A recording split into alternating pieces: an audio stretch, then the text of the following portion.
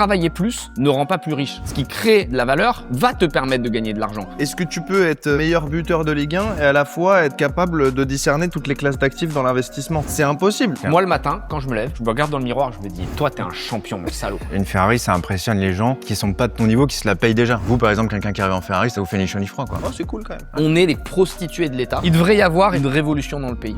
It's what they used to tell me every day. Caught a few along the way, don't be afraid if you gotta lose one. Bienvenue sur le nouvel épisode de Vraiment Riche. Avec la Coupe du Monde, même si la France a perdu, on ne pouvait pas ne pas faire un épisode sur le sport. Et puis soyons honnêtes, on sait que les algos aiment les sujets d'actualité, donc autant leur faire plaisir pour qu'ils poussent le contenu. Parce que nous, ce qui nous intéresse, c'est pas d'analyser les matchs, de les commenter ou de parler du dernier transfert. Ce qui nous plaît, c'est ce que le sport peut nous apprendre sur l'argent. Derrière les plus grands champions se cachent des principes qui permettent de réussir financièrement. Et le plus intéressant, c'est qu'ils sont applicables par tout le monde. Aujourd'hui, on va vous partager les 8 grandes règles que les sportifs les plus performants appliquent, parfois même sans s'en rendre compte, et qui leur permettent de construire de véritables fortunes. Que vous soyez entrepreneur, salarié, étudiant ou indépendant, ces principes peuvent complètement changer votre manière de voir l'argent, votre carrière et votre réussite. On va vous donner des leviers concrets que vous pourrez utiliser. L'objectif de cet épisode est simple, que vous repartiez avec 8 idées concrètes que vous pourrez appliquer à votre propre vie pour mieux réussir financièrement. On vous fera aussi une reco des livres, films, séries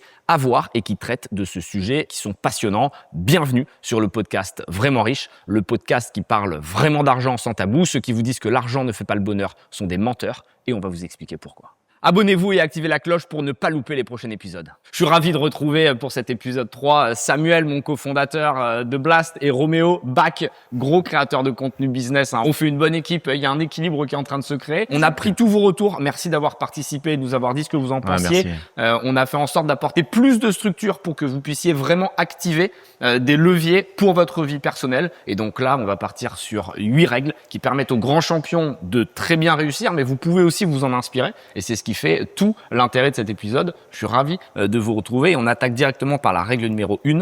Les plus riches sont ceux qui créent le plus de valeur. Et évidemment, c'est valable dans le sport, mais c'est valable aussi dans vos entreprises, dans votre quotidien. Si vous lancez une boîte, donc évidemment, il y a des grands champions qui ont un niveau incroyable, mais la réalité, c'est qu'on a aussi vu des joueurs de foot, de basketteurs, qui n'étaient pas forcément les meilleurs et qui avaient réussi malgré tout à gagner beaucoup plus d'argent que certains qui étaient très bons. Et on va en parler aujourd'hui tous ensemble. Je sais que Sam, tu as des bons chiffres là-dessus. Sam, c'est notre monsieur chiffre, que ce soit chez Blast ou dans le podcast. Et on peut parler par exemple de Ronaldo, qui a créé une entreprise autour de lui. C'est bien plus qu'un simple joueur, même s'il est très bon. J'ai envie de dire que son talent ou sa capacité à bien jouer, c'est les prémices de sa fortune. Mais c'est un peu comme dans un métier que vous pouvez exécuter. C'est pas parce que vous êtes bon dans votre travail que vous allez générer plus. C'est parce que vous avez un écosystème, que vous êtes en train de créer de la valeur, que vous arrivez à gagner plus d'argent ou à en faire dépenser moins à votre entreprise. Et on va parler de ces sujets. T'as des exemples sur des footballeurs qui ont fait des trucs sympas, non? Ouais, je pensais à... Peut-être j'aime bien théoriser au début, mais comme tu disais, la valeur qu'on va percevoir, en tout cas le salaire ou la rémunération qu'on va percevoir, est normalement proportionnelle à la valeur qu'on crée. C'est valable pour un sportif, c'est valable pour un entrepreneur, et normalement c'est valable aussi pour un salarié. Ouais. Donc je pense à vous, si vous voulez négocier votre salaire, ça peut être bien de regarder autour de vous et de vous poser la question, est-ce que vous créez plus de valeur que celui à côté de vous? Et auquel cas, ça pourrait être juste que vous gagnez au moins autant que lui, si ce n'est plus. Et donc pour un sportif, je pense que la valeur, elle se crée sur 2 terrains en l'occurrence. Le premier, c'est est-ce que grâce à ce joueur, je vais réussir à gagner plus de coupes? Et est-ce que ces coupes vont me faire gagner plus d'argent que ton club? Parce que pour ceux qui ne le savent pas, quand on gagne la Champions League ou quand on gagne le championnat de France globalement, eh ben on prend plus d'argent que si on était en demi-finale ou en quart de finale. Et la deuxième chose, c'est qu'est-ce que je vais ramener en dehors du terrain? Et un des meilleurs exemples que j'ai trouvé, c'est celui de Messi qui a rejoint l'équipe de Miami, si je dis pas de bêtises, qui a pris un salaire à 70 ou 80 millions par an. Et donc on peut légitimement se poser la question de se dire combien il a fait gagner à son club. La première manière, c'est sur le terrain. Ils sont allés en finale, ils ont gagné la finale, ils ont gagné aussi une autre coupe. Et sur les 2 coupes qu'ils ont gagnées, ils ont à peu près tout gagné ce qui était possible aux US, ils ont récolté que 5 millions de gains. Donc là, ça paraît pas être un bet d'investissement globalement pour l'Inter Miami, parce qu'ils le payent 70 par an, et ils ont tout gagné, ils prennent que 5 millions. Donc on comprend que ça se joue en dehors du terrain. Et là où il faut regarder, c'est que ils ont vendu, je crois, pour plus de 100 millions d'euros de maillots. La billetterie, le ticket avant c'était $40, maintenant c'est $80. Le stade, il était à moitié plein, maintenant il est toujours plein. Et donc globalement, c'est grâce à ça qu'ils vont réussir à rentabiliser cet investissement, on en est convaincu. Donc toujours les deux manières. Et t'as des bons joueurs, je pense à Iniesta, Modric, N'Golo Kanté, Suarez, qui étaient très bons sur le terrain et qui malgré tout n'ont pas gagné beaucoup. Si tu les compares à d'autres joueurs de leur calibre, Beckham, évidemment, il est bon, mais ce que je veux dire, c'est que c'est pas Messi, c'est pas Ronaldo, et il a réussi malgré tout à générer beaucoup d'argent. Et donc il y a un concept un peu contre-intuitif qu'on peut donner à ceux qui nous écoutent, c'est que travailler plus ne rend pas plus riche souvent. Ce qui crée de la valeur va te permettre de gagner de l'argent. Donc on a ce concept très français de se dire faut que je travaille un maximum, mais si c'est du présentéisme et que tu es juste devant ton ordi pour faire semblant, ça sert à rien. Et je me souviens avoir eu cette discussion avec Rand Indy, qui est un entrepreneur très bon, chez qui on a investi d'ailleurs. J'ai fait un bon multiple d'ailleurs dans sa boîte Zama. Lui, il me disait moi je travaille très peu, mais quand je travaille, je fais des choses que personne d'autre ne peut faire. Et donc, je trouvais ça bizarre quand je l'avais rencontré. Je dis, mais pourquoi tu travailles pas plus pour générer plus? Il dit, parce que j'ai besoin d'avoir l'esprit aéré pour, quand je fais quelque chose, avoir des idées fraîches. Et donc, il n'y a pas un style d'entrepreneur. Et on imagine souvent les gens bosser comme des chiens. La réalité, c'est que tu dois capter la valeur. Et quand on investit chez Blast, d'ailleurs, on se concentre pas sur combien d'heures le founder va travailler. On se concentre sur qu'est-ce que tu peux créer comme valeur. Est-ce que ton marché, il est assez grand? Est-ce que tu es le seul à savoir le faire? Et quelque part, je préfère investir chez quelqu'un qui bosse 5 heures par jour, mais qui est une star dans son domaine, plutôt que quelqu'un qui est un bourrin et qui va travailler, mais sans créer beaucoup de valeur. D'une autre manière, il y a la règle des 80-20 toujours, où tu dis 20% du temps que je travaille va créer 80% de la valeur. Hier encore, j'étais avec le fondateur de Jimmy Fairley et je lui demandais justement ses horaires de travail. Il me dit, moi, je ne me concentre que sur les 20%. Il dit, c'est celles-là qui vont créer les 80% de valeur. Je ne me concentre que là-dessus parce que mes meilleures idées, je les trouve quand je coupe mes tomates ou quand je suis ou quand je suis dans mon potager.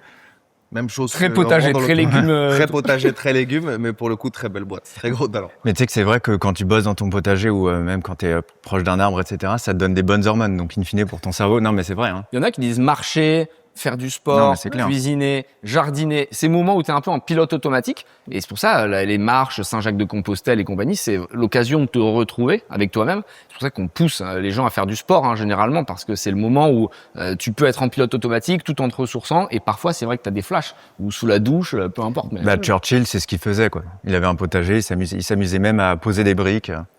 C'était pour vaincre la dépression aussi, d'ailleurs. Mais... moi-même, je me surprends parfois à arroser les plantes. Ouais. Dans le jardin, tu sais, j'ai kiffé faire un peu le daron. Et j'ai mon petit tas de, comment t'appelles ça, arrosoir comme ça, et je passe faire les plantes. Ça sert à rien parce que tout est automatique. Mais j'ai l'impression, tu vois, de bien m'occuper de la maison. Un joueur de foot qui a été très bon aussi, et qui était pas forcément une star sur le terrain. Attention, évidemment, c'est des grands joueurs, tout ça, mais je compare avec les top, c'est Piqué. Piqué a investi beaucoup d'argent. Il a réussi à créer une fortune colossale. Donc vraiment, le conseil qu'on peut donner, c'est essayer de vous rendre indispensable dans votre taf, que vous soyez entrepreneur, salarié, peu importe. Et se rendre indispensable, ça peut se faire de différentes manières. Ça peut être avoir une expertise très particulière que personne n'a. Ça peut être faire gagner plus d'argent. Ça peut être résoudre un problème très compliqué que vous êtes le seul à résoudre et donc on peut plus vous virer ou on peut pas accepter les primes que vous demandez. Ou ça peut être aussi économiser de l'argent. On n'en parle pas souvent, mais dans une boîte, quelqu'un qui sait économiser de l'argent, c'est un profil qu'on va vouloir garder. Je pense le parallèle avec le professionnel, ou en tout cas le sport et le professionnel, où on dit tu vas être rémunéré pour ce que tu fais gagner sur le terrain, qui serait l'équivalent de la valeur qu'on crée en entreprise, mais tu vas être aussi rémunéré pour ce que tu apportes à l'entreprise globalement en dehors du terrain. Et je me demande si le meilleur parallèle qu'on puisse pas faire dans le monde de l'entreprise, ce serait pas celui de la politique. Tu vois, c'est-à-dire que tu travailles très bien, tu crées beaucoup de valeur, c'est une chose, mais quelqu'un dans une grosse boîte qui, à l'inverse, ne serait pas apprécié de ses collègues, n'irait pas faire la pause café avec les autres, n'arrondirait pas les angles au moment de faire du feedback, ne s'entendrait pas bien avec son management, c'est peut-être quelqu'un globalement qui aura du mal à monter autant que quelqu'un à côté qui, à l'inverse, crée peut-être moins de valeur en pratique, mais dans les faits est plus sympa avec tout le monde. C'est peut-être ma manière de dire que il y a terrain et hors du terrain, et ça se joue aussi comme ça en entreprise. Je trouve que c'est triste, et c'est pour ça que j'adore les startups, parce que je trouve que la richesse que tu crées, ou en tout cas la richesse que tu perçois, doit être exactement corrélée à la valeur que tu crées, mais c'est pas toujours le cas en entreprise, je pense. Mais c'est comme ceux qui sont en télétravail ou non, à travail égal, ça a été une étude, ça a été prouvé, à travail égal et en fait à qualité égale, in fine, celui qui est en télétravail versus celui qui est au bureau, celui au bureau, il a 40% de chance d'être promu. comparé à celui qui est chez lui. Parce Donc que voilà, tu le vois, parce c'est que être tu fais des visible. soft skills. Mais il faut être visible. Mais comme les footballeurs, tu disais, ils sont pas forcément meilleurs. Cristiano Ronaldo, il est en fin de carrière, il est donc moins bon, et pourtant il a jamais été aussi bien payé. Je préfère ton parallèle. Il Donc, faut être tu dis- visible. Mais il ça faut la être meilleure visible, façon. Il faut c'est être hyper visible, important. soit par tes managers, soit par tes collègues, soit en dehors du terrain pour un footballeur. C'est ça. Et ça, c'est une des règles qu'on va aborder ensemble, c'est comment être visible, comment créer sa marque personnelle. Et la marque personnelle, c'est pas seulement les influenceurs, mais c'est aussi ce que vous êtes au quotidien auprès des autres personnes. On dit souvent qu'une marque, c'est ce que les gens disent de vous quand vous n'êtes pas dans la pièce. Vous l'avez compris, ce qu'il faut, c'est créer de la valeur, pas forcément travailler plus inutilement. Donc, essayez de vous rendre indispensable. Je propose qu'on passe à la règle numéro 2, parce qu'on en a 8 à voir aujourd'hui. La règle numéro 2, c'est un revenu ne rend pas riche. On a souvent tendance à confondre revenu et richesse, revenu et patrimoine. Ce qui rend riche, c'est de détenir des biens, c'est de créer du patrimoine. Et quand on voit des sportifs ou même des entrepreneurs qui vont gagner X millions par an, on se dit ils ont réussi, ils sont riches. Mais tout dépend de ton lifestyle, tout dépend de combien tu dépenses. Et on a tendance à aller très vite quand on gagne de l'argent et à augmenter son niveau de vie. Le problème, c'est que ça a tendance à redescendre. Et moi, je l'ai vécu quand tu gagnes de l'argent, tu t'en rends pas forcément compte. C'est-à-dire que tu as un costume Zara, tu vas acheter un autre costume derrière, tu vas dire ah ouais, il est un peu mieux. Sauf que c'est quand tu rechanges de costume et que tu repars à un Zara, que tu dis ah c'est vrai que le tissu il gratte un peu, il y a des plis dans le dos, c'est plus compliqué. Donc attention, on a tendance à très vite monter, mais ce qu'on réalise pas, c'est que si tu gagnes admettons 1 million et que tu passes à 2 millions, si tu dépenses 1 million de plus parce que tu t'es pris un bateau ou tu as une maison plus grande ou tu as du staff, tu es exactement au même revenu.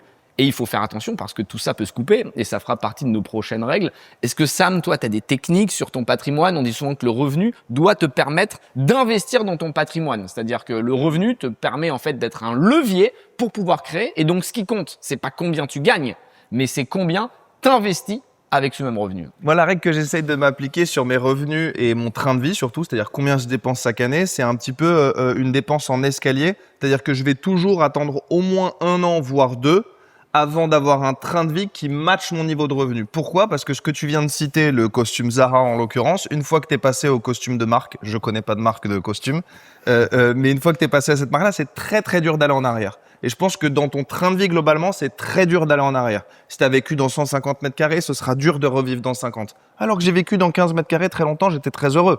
Mais aujourd'hui, ça va être difficile de downgrade.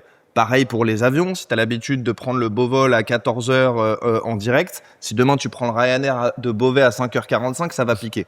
Donc moi, ce que je juge là-dessus, c'est que c'est très dur de revenir en arrière. Donc, je dépense à mon niveau, toujours avec 1 an ou 2 ans de décalage. Globalement, c'est simple, mais c'est ma méthode pour être sûr de jamais reculer, jamais faire marche arrière, jamais réduire mon train de vie. Mais en fait, le train de vie, c'est hyper dangereux. Quand vous commencez à gagner plein d'argent, tu te dis, je veux un enfin en énorme profiter, piège. surtout quand tu es entrepreneur, ça met du temps à très bien gagner sa vie. Et là, tu te dis, il est temps de profiter. Et en fait, c'est tout l'inverse qu'il faut faire. Ouais, t'as cette règle chez les particuliers, en tout cas chez les gens qui ont un salaire normal, pas les sportifs, c'est de se dire faut au moins que tu arrives à épargner 10-20% de ce que tu gagnes pour construire la suite, pour te protéger et Quand tu es compagnie. salarié, ok. Quand on parle d'un sportif, il y a une stat en NBA où tu as plus de 60% des joueurs de NBA qui, eux, vont devenir broke, donc ils vont faire banqueroute 5 ans après la fin de leur carrière, ce qui est très très peu. Ce qui est fou. Hein. Et Ouais. eux, en l'occurrence, c'est que, parce que leur carrière, elle dure 5 ans, au foot, c'est plutôt 10-15 ans, mais en NBA, c'est 5 ans, la moyenne, c'est très très court. C'est que eux, globalement, ils appliquent probablement cette règle. C'est-à-dire qu'ils vont épargner que 10 à 20% de ce qu'ils gagnent. Sauf qu'en fait, leurs revenus, ils sont sur 5 ans, alors qu'ils vont devoir vivre avec pendant 60 ans, 70 ans. Et c'est ça le problème. C'est qu'ils devraient vivre avec 10% et investir les 90% restants pour pouvoir vivre. Quand tu vois un basketteur ou un footballeur qui gagne 5 millions par an et qui dépense 5 millions, il est pas riche. Ouais. Il est pas riche. C'est juste un mec c'est à fou de l'équilibre dire avec ça. une belle montre. Mais dans 2 ans, il est pas bien. Et c'est encore pire que ça. Il y en a qui gagnent des centaines de millions en carrière et qui perdent tout. Il y a Allen Iverson qui était connu à la NBA pour gagner énormément, mais qui cramait comme un cochon. Il avait une cour de sbires. Moi, j'appelle ça les sbires. Tous mes potes riches, allez, 80%, ils ont toujours des gens qui rigolent à leurs blagues autour, qui viennent en vacances dans les jets, qui mangent. Mais ça va vite au final quand tu payes pour 10-12 personnes. Et donc, son manager avait été bon parce qu'il savait qu'il cramait tellement d'argent que quand il a fait un contrat avec Reebok, à l'époque, il avait bloqué, je crois, 10 ou 12 millions qu'il ne pouvait pas utiliser avant ses 50 ans. Parce qu'il savait qu'il allait tout cramer avec ses potes et du coup, ils l'ont ménagé. Et c'est un problème de culture financière, en fait, parce que malheureusement, les sportifs, mais c'est aussi le cas de beaucoup d'entre nous qui regardent le podcast, qui sont pas forcément sensibilisés à ces sujets, ils disent, vas-y, je gagne de l'argent, je dépense. Souvent, c'est des gens qui viennent d'en bas, comme moi. Et c'est vrai que quand t'as manqué, t'as toujours ce réflexe de vouloir prouver. Tu veux prouver au monde extérieur que t'as réussi. Donc, une Rolex, un peu des fringues avec des logos, une belle voiture. Le problème, c'est que ça va très vite. Une voiture, il y a les assurances, il y a le coût d'entretien. Tu changes un pneu, c'est 10 000 balles. Enfin, ça peut te coûter énormément d'argent. Donc, attention à la culture financière. Il faut aussi bien s'entourer. C'est une des prochaines règles qu'on va aborder. Mais ça peut descendre très vite. Donc, ne soyez pas impressionnés quand vous voyez quelqu'un qui gagne 10, 15, 20, parfois même 30 millions par an. Il peut redevenir pauvre très vite et on en a vu plein, des Mike Tyson et compagnie. Et justement, Mike Tyson, tu parlais d'Iverson et de ces 12 personnes qui le suivent. Mike Tyson, paraît-il que c'était 50 personnes qui l'entretenaient en dément. continu. C'est ouf. Il avait une mansion, une maison de 52 pièces. Il était connu pour avoir des tigres du Bengale. Tigre blanc et tout. Qui lui Sympa, ouais. coûtaient beaucoup d'argent. À la entretenir. Scarface. Et il a- Ces deux managers à qui il donnait 10% chacun, c'était des potes d'enfance, pas du tout éduqués financièrement. Son manager, je crois qu'il lui a arraché plus de 100 millions. Globalement, le mec a gagné 400 millions dans sa carrière. Et il y a quelques années, il a déposé le bilan, il est banqueroute, il a plus 10 balles. Parce que il a pas su compter, il a pas su s'organiser, il a dépensé sans compter, entretenu trop de personnes. C'est fou. C'est terrible. Mais Mais t'as même- fait un truc sur Floyd, non? Ouais, J'ai bah, vu sur ton. ouais, j'ai fait une vidéo qui a pas mal marché. Ouais, bah, en fait, Mike Tyson, c'était il y a 20 ans, 30 ans. Maintenant, il y a la même chose avec Floyd. Sauf que Floyd, c'est le sportif qui a le plus Floyd gagné de sa vie. Mayweather, le Ouais, Floyd boxeur Mayweather. invaincu, plus Ouais. grosse carrière de la boxe, Exactement. qui a gagné quasiment plus d'un 1.2 milliard. 1.2 milliard de gains. Donc, t'enlèves les impôts, je crois que c'est autour de 700 millions, mais c'est quand même énorme. Et lui, il a vécu comme si c'était la famille d'Arabie Saoudite avec Aramco qui te donne les dividendes à la fin de l'année. Ouais. Je crois qu'il avait 4 Bugatti, 16 Rolls-Royce. Il a un parking, les gars, juste de voitures noires. Ouais, Il en a 32. À un moment, il en avait C'est marre. important que ce soit beau, la Ouais, couleur. ouais, non, mais il il est là, il dit c'est important, il a les modèles, différents moteurs, il a le même modèle mais différents moteurs. Il se dit, Ouais. tu vois, quand je suis pressé, je sais quel modèle prendre. Non, mais, et bref, et sur ces Bugatti, pour que les gens se rendent bien compte, quand t'as une Bugatti, rien que la vidange, c'est 30 000. Ah Le bah pneu, c'est ce que tu disais, c'est 10 000. Sauf que lui, il s'est dit, quoi qu'il arrive. Après, c'est vrai qu'il a créé une image de marque, on va en parler. Et en fait, il peut quand même rapidement se renflouer grâce à son image de marque. Mais voilà, il s'est entouré de mauvais conseillers. Les conseillers, ils se gavent sur lui. Je crois que là, il est en train de porter plainte sur son dernier conseiller qui lui aurait volé 175 millions. Et aussi, il met pas le nez dans le contrat. C'est quelqu'un, je pense, qui regarde pas. Heureusement, il a pas une vie où il se drogue, etc. C'est quand même un sportif dans l'âme. Donc, c'est peut-être ça qui va le sauver comparé à Mike Tyson, qui lui avait quand même des gros problèmes. Mais voilà, ouais, c'est vrai que Floyd Mayweather, la preuve qu'un salaire te rendra jamais riche. Si tu as gagné 1,2 milliard, mais que tu finis quand même, il est pas banqueroute, mais il peut pas payer une ardoise Et il est au fisc. obligé, bon, j'espère que je le croiserai pas pour avoir dit ça, mais de se prostituer pour réussir. Et quand je Ouais, dis c'est prostituer, c'est accepter des combats qui sont pas à la hauteur de sa carrière. Il a C'est-à-dire fait quand- Jake Paul, Ouais, c'est c'est ça. clair. Voilà, le frère. Il avait a pas fait payé le- d'ailleurs. Oui, sais pas si vous l'avez vu, il l'a pas exactement, payé, il a là. escroqué le frère Paul. C'est Logan, Ouais. je crois, qu'il a Ouais. combattu.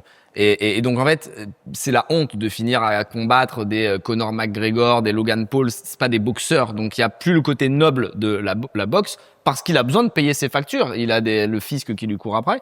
Donc, la règle que vous pouvez garder en tête pour ce numéro 2, c'est l'argent et le revenu ne feront pas votre richesse. Ce qui compte, c'est comment vous allez l'investir. Est-ce que vous allez créer des assets de manière à vous former un patrimoine qui va durer dans le temps. Samuel, pour revenir à ce que tu disais sur la règle, que tu sois sportif ou entrepreneur, de vivre avec 10-20% de ce que tu gagnes, faut quand même se dire qu'un joueur de Ligue 1, c'est à peu près 90 000 en moyenne par mois. Donc si tu divises ça par 2 pour les impôts, tu es autour de 40-50.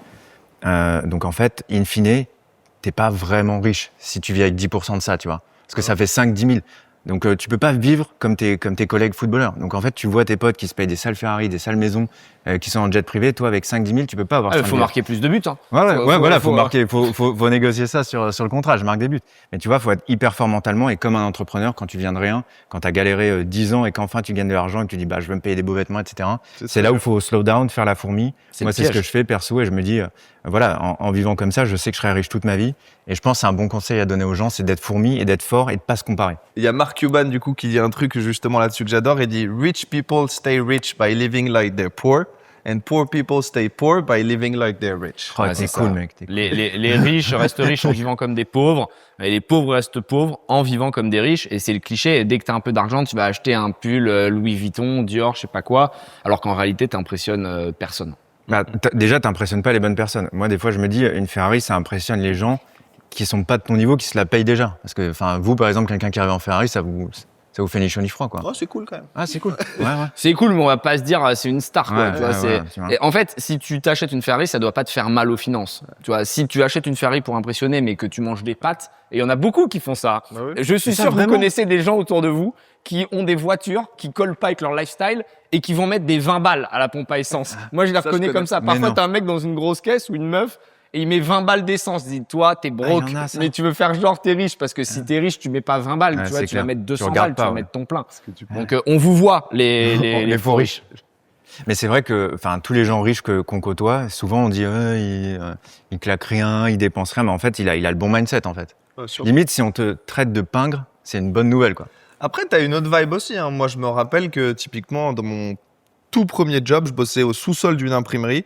Et je me rappellerai toute ma vie, le boss de l'imprimerie, il m'avait dit, ma femme m'a toujours forcé à me prendre une baraque dont le loyer était exactement équivalent à mon salaire.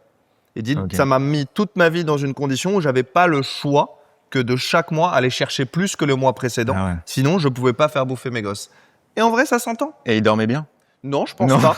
Mais mais il y en a- aujourd'hui, il a une boîte beaucoup plus Ouais. grosse que ce qu'il avait quand je l'ai rencontré. Tu vois, je sais pas si je peux dormir avec ça, mais je peux comprendre le mindset. Mais c'est vrai qu'il y en a, dès qu'ils se mettent en danger, ça réveille un instinct chez eux, ils deviennent des tueurs. Ouais, ça, c'est vrai. Ben, faut voir comment vous êtes câblés, quoi. Moi, regardez-vous bien et dites-vous, est-ce que moi, je suis câblé comme ça? Et si c'est le cas, faites-le. Mais ouais, je connais des potes, ils gagnent 10, ils dépensent 15. Mais ils continuent à gagner 10 et ils vont gagner 12. Enfin, je sais qu'ils vont gagner, quoi. Ouais, mais si Mais un faut- fois où tu gagnes pas, tu dors pas. ouais, c'est ouais, fini. ouais, quoi. c'est clair. Et d'ailleurs, ça me fait penser qu'on doit répondre à la question de la semaine dernière. Combien ça coûte de prendre un jet entre Paris et Barcelone? Vous avez été nombreux à répondre en commentaire. On va y répondre. Prendre un jet, on va dire que c'est entre 12 000 et 50 000 euros entre Paris et Barcelone. Tout dépend de la taille que vous prenez. Généralement, nous, on prend plutôt des light jets, middle jets. Donc, ça va être entre 12 et 20 000 euros. Il y a plusieurs possibilités. On va en parler avec Samuel, mais c'est intéressant de comprendre qu'il y a le prix classique. Quand tu fais du charter, ça veut dire que le jet vient vraiment pour toi et il t'emmène à la destination que tu recherches. Et parfois, tu as des empty legs. Donc, ça veut dire des jambes, en fait, il manque une jambe, quoi. C'est-à-dire que Ils rentrent à vide, quoi. ouais, il rentre à vide, c'est-à-dire que le vol de l'avion était déjà prévu par un autre client. L'avion était, par exemple, à Paris au moment où il devait repartir. Et plutôt que de repartir à vide, tu le prends pour bénéficier d'un discount. Donc, tu vas avoir 50% de discount, entre 20 et 50% de discount. Donc, quand tu as la chance qu'un avion soit déjà dans ta ville et qu'il reparte vers une destination qui est proche de la tienne, tu peux avoir des bons coups. T'as Ce aussi qui est un rêve, hein, bien souvent. C'est jamais Ça arrivé. arrive pas souvent. Je Ok. regarde toujours les applications m'arrive, de empty. T'as déjà pris un Ouais. empty leg, c'est-à-dire tiens, je veux aller à Mykonos demain. Oh bah tiens, il y a un avion qui pas part demain, à Mykonos. mais qui si est tu le vide. fais en avance, moi, ça m'est arrivé plusieurs fois. Ah mais c'est dur d'être aussi souple sur une semaine ou 2 semaines. Moi j'ai jamais pris. Ouais, moi, J'ai ça va, souvent j'ai eu de la regardé. Déjà je prends pas des jets souvent du tout, mais j'ai souvent regardé les empty legs parce que je vois plein de pubs sur Insta qui essaient de me vendre des empty legs et j'ai jamais vu de Ouais, c'est le vol broker qui correspond. s'en occupe, il en trouve, franchement. Ok. Et c'est vrai que tu payes moins cher, c'est vraiment Ouais, ouais. intéressant, mais parfois t'as pas la bouffe. Dans ces empty legs, t'as pas la bouffe à l'intérieur. Et on précise d'ailleurs qu'évidemment, la France est le pays européen qui taxe le plus les jets, et ce qui fait que quand tu prends un jet, tu payes 400 ou 450 euros de taxes par personne, alors que la plupart des autres pays, c'est 50 ou 100 euros grand maximum. Donc comme d'habitude, ça pousse pas à le faire. Et on sait qu'il y a beaucoup de riches d'ailleurs qui ont arrêté en tout cas d'avoir leur propre jet parce qu'ils étaient traqués, c'est-à-dire qu'ils avaient le droit d'être suivis sur Flight Radar et compagnie, et donc ils savaient exactement Ça où arrive les dans le profils monde étaient. entier. Globalement, un vol privé, ça commence à 5 000 euros de l'heure pour un petit avion et ça peut monter à 10-15 000 pour des plus beaux avions, quoi. Ouais, ça vous permet de faire le calcul. C'est 5 000 euros de l'heure le prix d'entrée. On gagne évidemment beaucoup de temps. Il y en a qui disent c'est que pour le confort. C'est pas que le confort d'être dans l'avion. C'est que tu as une douane privée. Donc c'est-à-dire que tu fais pas la queue à la douane. Tu fais évidemment pas la queue au comptoir. Tu as quelqu'un qui te porte la valise du début à la fin. Tu peux arriver 15 minutes avant ton vol. Ouais, ça, c'est quand cool. même exceptionnel parce que même tu prends un petit vol, Tu peux arriver en retard à ton vol aussi. tu peux même arriver en retard. peux arriver puisque 15 t'attends, minutes en fait. après. Vu que c'est toi qu'on attend, ouais, c'est Après, pas tu as mal. des aéroports très chargés où il y a des slots de décollage. Quand tu as vraiment des Ah, aéroports ouais. très busy, celui de Paris, d'Ibiza, ce genre de trucs, Mykonos, tu as des slots de départ. Et si tu loupes ton slot, bon, c'est un peu compliqué. Mais globalement, tu peux arriver last minute avant ton vol. C'est quand même très pratique. La bouffe est évidemment meilleure. t'es quand même beaucoup plus flex. Quand t'arrives, c'est pareil, tu gagnes du temps à l'arrivée, tu gagnes beaucoup de temps. T'as aussi des techniques où tu peux acheter des forfaits d'heures. Tu peux payer à l'année, je sais pas, 100 heures, 200 heures, et donc ils te baissent ton prix. Mais c'était pas moins cher. On avait fait pas moins l'exercice, tu as des sociétés qui proposent ça, de te garantir que tu as ton avion sous les 24 heures, que c'est toujours le même avion top qualité. Ouais, c'est ça. Sauf qu'au final, tu commites tu t'engages sur Ouais, 35 ou 40 heures à l'année. Et tu payes au final plutôt 6-7 000 euros de l'heure, alors qu'en appelant un broker qui lui va interroger une base de données pour savoir qui est disponible, tu payes souvent moins cher. Alors tu n'as pas la garantie d'avoir l'avion top niveau, mais tu as tout autant de disponibilité avec un prix souvent inférieur. Donc je pense que c'est encore pour des gens plus riches que nous de se dire non, moi je veux payer plus cher, mais je veux toujours un avion de 2022. Il y a celui aussi, on avait étudié, où t'as acheté une partie de l'avion, t'as acheté des bouts de l'avion, mais ça c'est pareil. Ça commence à un 16e, tu peux acheter un 8e d'avion, et pareil, ça te garantit la disponibilité en continu. Il te baisse ton prix horaire, mais il faut savoir que même quand tu es propriétaire de l'avion, quoi qu'il arrive, il va te coûter minimum 2000 euros de l'heure l'avion. C'est-à-dire si tu prends le kérosène, ton équipage, tu as 1-2 personnes, si tu as un plus gros, enfin tu as toujours 2 personnes qui pilotent, mais tu peux aussi avoir une hôtesse si toutefois tu as un avion un petit peu plus gros. Donc ton kérosène, ton personnel. Il faut savoir que ton personnel, globalement, si tu pars 2 jours dans un certain endroit, le personnel va dormir sur place. C'est toi qui payes son hôtel aussi, c'est dans le prix. Ensuite, tu as les taxes, tu as les slots de l'aéroport de départ, tu as les slots de l'aéroport d'arrivée, tu as la nuit au garage pour l'avion. Et tout ça mis bout à bout fait que même si ton avion, tu en es propriétaire, ça te coûtera jamais moins de 2-3 000 euros de l'heure. C'est plus intéressant de le louer vraiment, quoi. Bah, à part si tu es vraiment max et tu as des besoins professionnels qui font que j'ai besoin de mon avion dans 2 heures. Je crois que la règle, c'est 200 heures. Ils disent qu'au-dessus de 200 heures, tu peux l'acheter. C'est vraiment après beaucoup de problèmes. C'est un peu comme une maison. Tu es content d'avoir ta maison parce que tu peux la décorer comme tu veux, etc. Mais tu as énormément de problèmes. C'est du temps, c'est du focus. L'avion, c'est pareil. Moi, je trouve ça vraiment plus pratique de louer. Maintenant, passé un certain stade, c'est un peu comme un bateau. C'est des gens qui se disent, moi, je suis prêt à perdre 2 millions par an ou 1 million par an. Mais j'ai le luxe d'avoir mon bateau avec marqué AB sur les sièges. Mais on en parlera dans un épisode de ça. Mais on va parler effectivement de ces sujets. Donc, en tout cas, voilà, vous avez compris. C'est 5000 de l'heure. Donc après, vous calculez en fonction de la durée du trajet. Et indépendamment du nombre de personnes, c'est ça qui est cool. Parce que 5000 de l'heure, tu rentres à 4 ou 6 personnes, effectivement. Donc tu veux faire un Paris-Barcelone, ça va te coûter 10 000 euros, allez, disons 12 000 euros. Bah, si t'es 6, ça fait 2 000 euros par tête. Et là où c'est marrant, c'est pour le coup, si tu veux prendre un avion où tu rentres à 20, tu pourrais imaginer que tu vas payer 20 000 euros de l'heure. Et en fait, pas du tout. Tu vas plutôt payer 8 ou 9 000 de l'heure. Et donc, en fait, comme on peut l'imaginer aussi, plus tu es, moins le prix du siège est important. Donc ça peut être marrant, je sais pas, un enterrement de vie de garçon pas trop loin, à 1 heure et demie d'avion. Peut-être qu'à 1000 euros par tête, on peut faire une folie, prendre un jet. Après, t'as et les on taxes s'achète quand un même. souvenir Plus incroyable. t'as de gens, plus tu payes les 400 balles. Tu vois, sur 20, ça commence à faire de l'argent. C'est vrai. Mais oui, globalement, à plusieurs, si t'es plusieurs payeurs, ça peut passer. La réalité des jets, c'est que c'est souvent parce que c'est au quotidien et donc t'as pas beaucoup de potes qui veulent se caler. Oui. Les mecs qui en prennent régulièrement, ils prennent plutôt à 2. Il y en a qui prennent tout seul. Tout seul, c'est vraiment raide. Tout seul, t'es vraiment riche. T'es vraiment riche. T'es vraiment riche. Tout seul, t'es vraiment patron. T'as le temps. D'ailleurs, si vous avez d'autres questions, posez-les en commentaire sur des combien ça coûte et on va vous répondre. Donc, n'hésitez pas à aller commenter et mettez des likes sur les commentaires qui vous intéressent vraiment. Comme ça évite d'avoir trop de commentaires inutiles. On va répondre à toutes vos interrogations. À un moment, vous avez commencé à gagner beaucoup d'argent et votre entourage, donc forcément, il l'a su. Est-ce que vous avez eu un peu le syndrome du grand seigneur? Est-ce qu'à un moment, vous avez dit, je fais le seigneur, c'est moi qui paye la table au resto, c'est limite moi qui paye les vacances? Est-ce que vous avez eu un peu ce syndrome du grand seigneur? C'est un sujet de discussion qu'on a souvent avec Anthony. En tout cas, moi, je l'appelle souvent là-dessus pour des questions personnelles. Donc, comment tu gères ce truc-là? Et c'est une vraie question parce que c'est vrai que payer un resto pour un copain à 50 balles ou 60 balles ou même 100 balles pour lui, toi, ça te change pas grand-chose. Mais en même temps, moi, je le fais exceptionnellement parce que plutôt, j'ai peur que ça nous fasse glisser dans une relation qui soit plus purement amicale. Ouais, c'est clair. Tu te demandes dans quelle mesure, ensuite, est-ce qu'il vient te rendre visite dans ta maison, dans quelle mesure il passe un week-end avec toi. Et puis surtout, ce qui était perçu comme un cadeau et une forme de générosité devient au fur et à mesure probablement attendu. Et moi, je sais que je pourrais à cette personne lui en vouloir s'il attend de moi que je l'invite. Parce que si je veux le faire, c'est de mon bon vouloir, c'est une forme de générosité. Mais si c'est attendu, en fait, il fait plus partie des gens que j'ai envie de voir. Donc c'est compliqué. Anto m'a pas mal aidé dans ses réflexions. C'est vrai que moi, j'ai vu tellement de gens gagner de l'argent et se créer des cercles amicaux qui étaient très superficiels sans même s'en rendre compte parce que tu as envie de croire que les gens t'aiment, tu vois, toujours. Ok. Sauf que c'est comme dans tes relations, tu vois, un homme ou une femme, ça marche, hein, avec le sexe opposé ou le même sexe, peu importe. T'es toujours beaucoup plus séduisant quand t'es riche, hein. C'est-à-dire que moi, j'ai pas forcément changé de visage, mais j'ai plus de succès aujourd'hui. T'as bronzé, Ouais. t'as bronzé. J'ai un peu bronzé, c'est les peptides hein, d'ailleurs, je Ok. ne les conseille pas puisque je ne suis pas médecin, mais on peut constater que les peptides fonctionnent Ok. bien.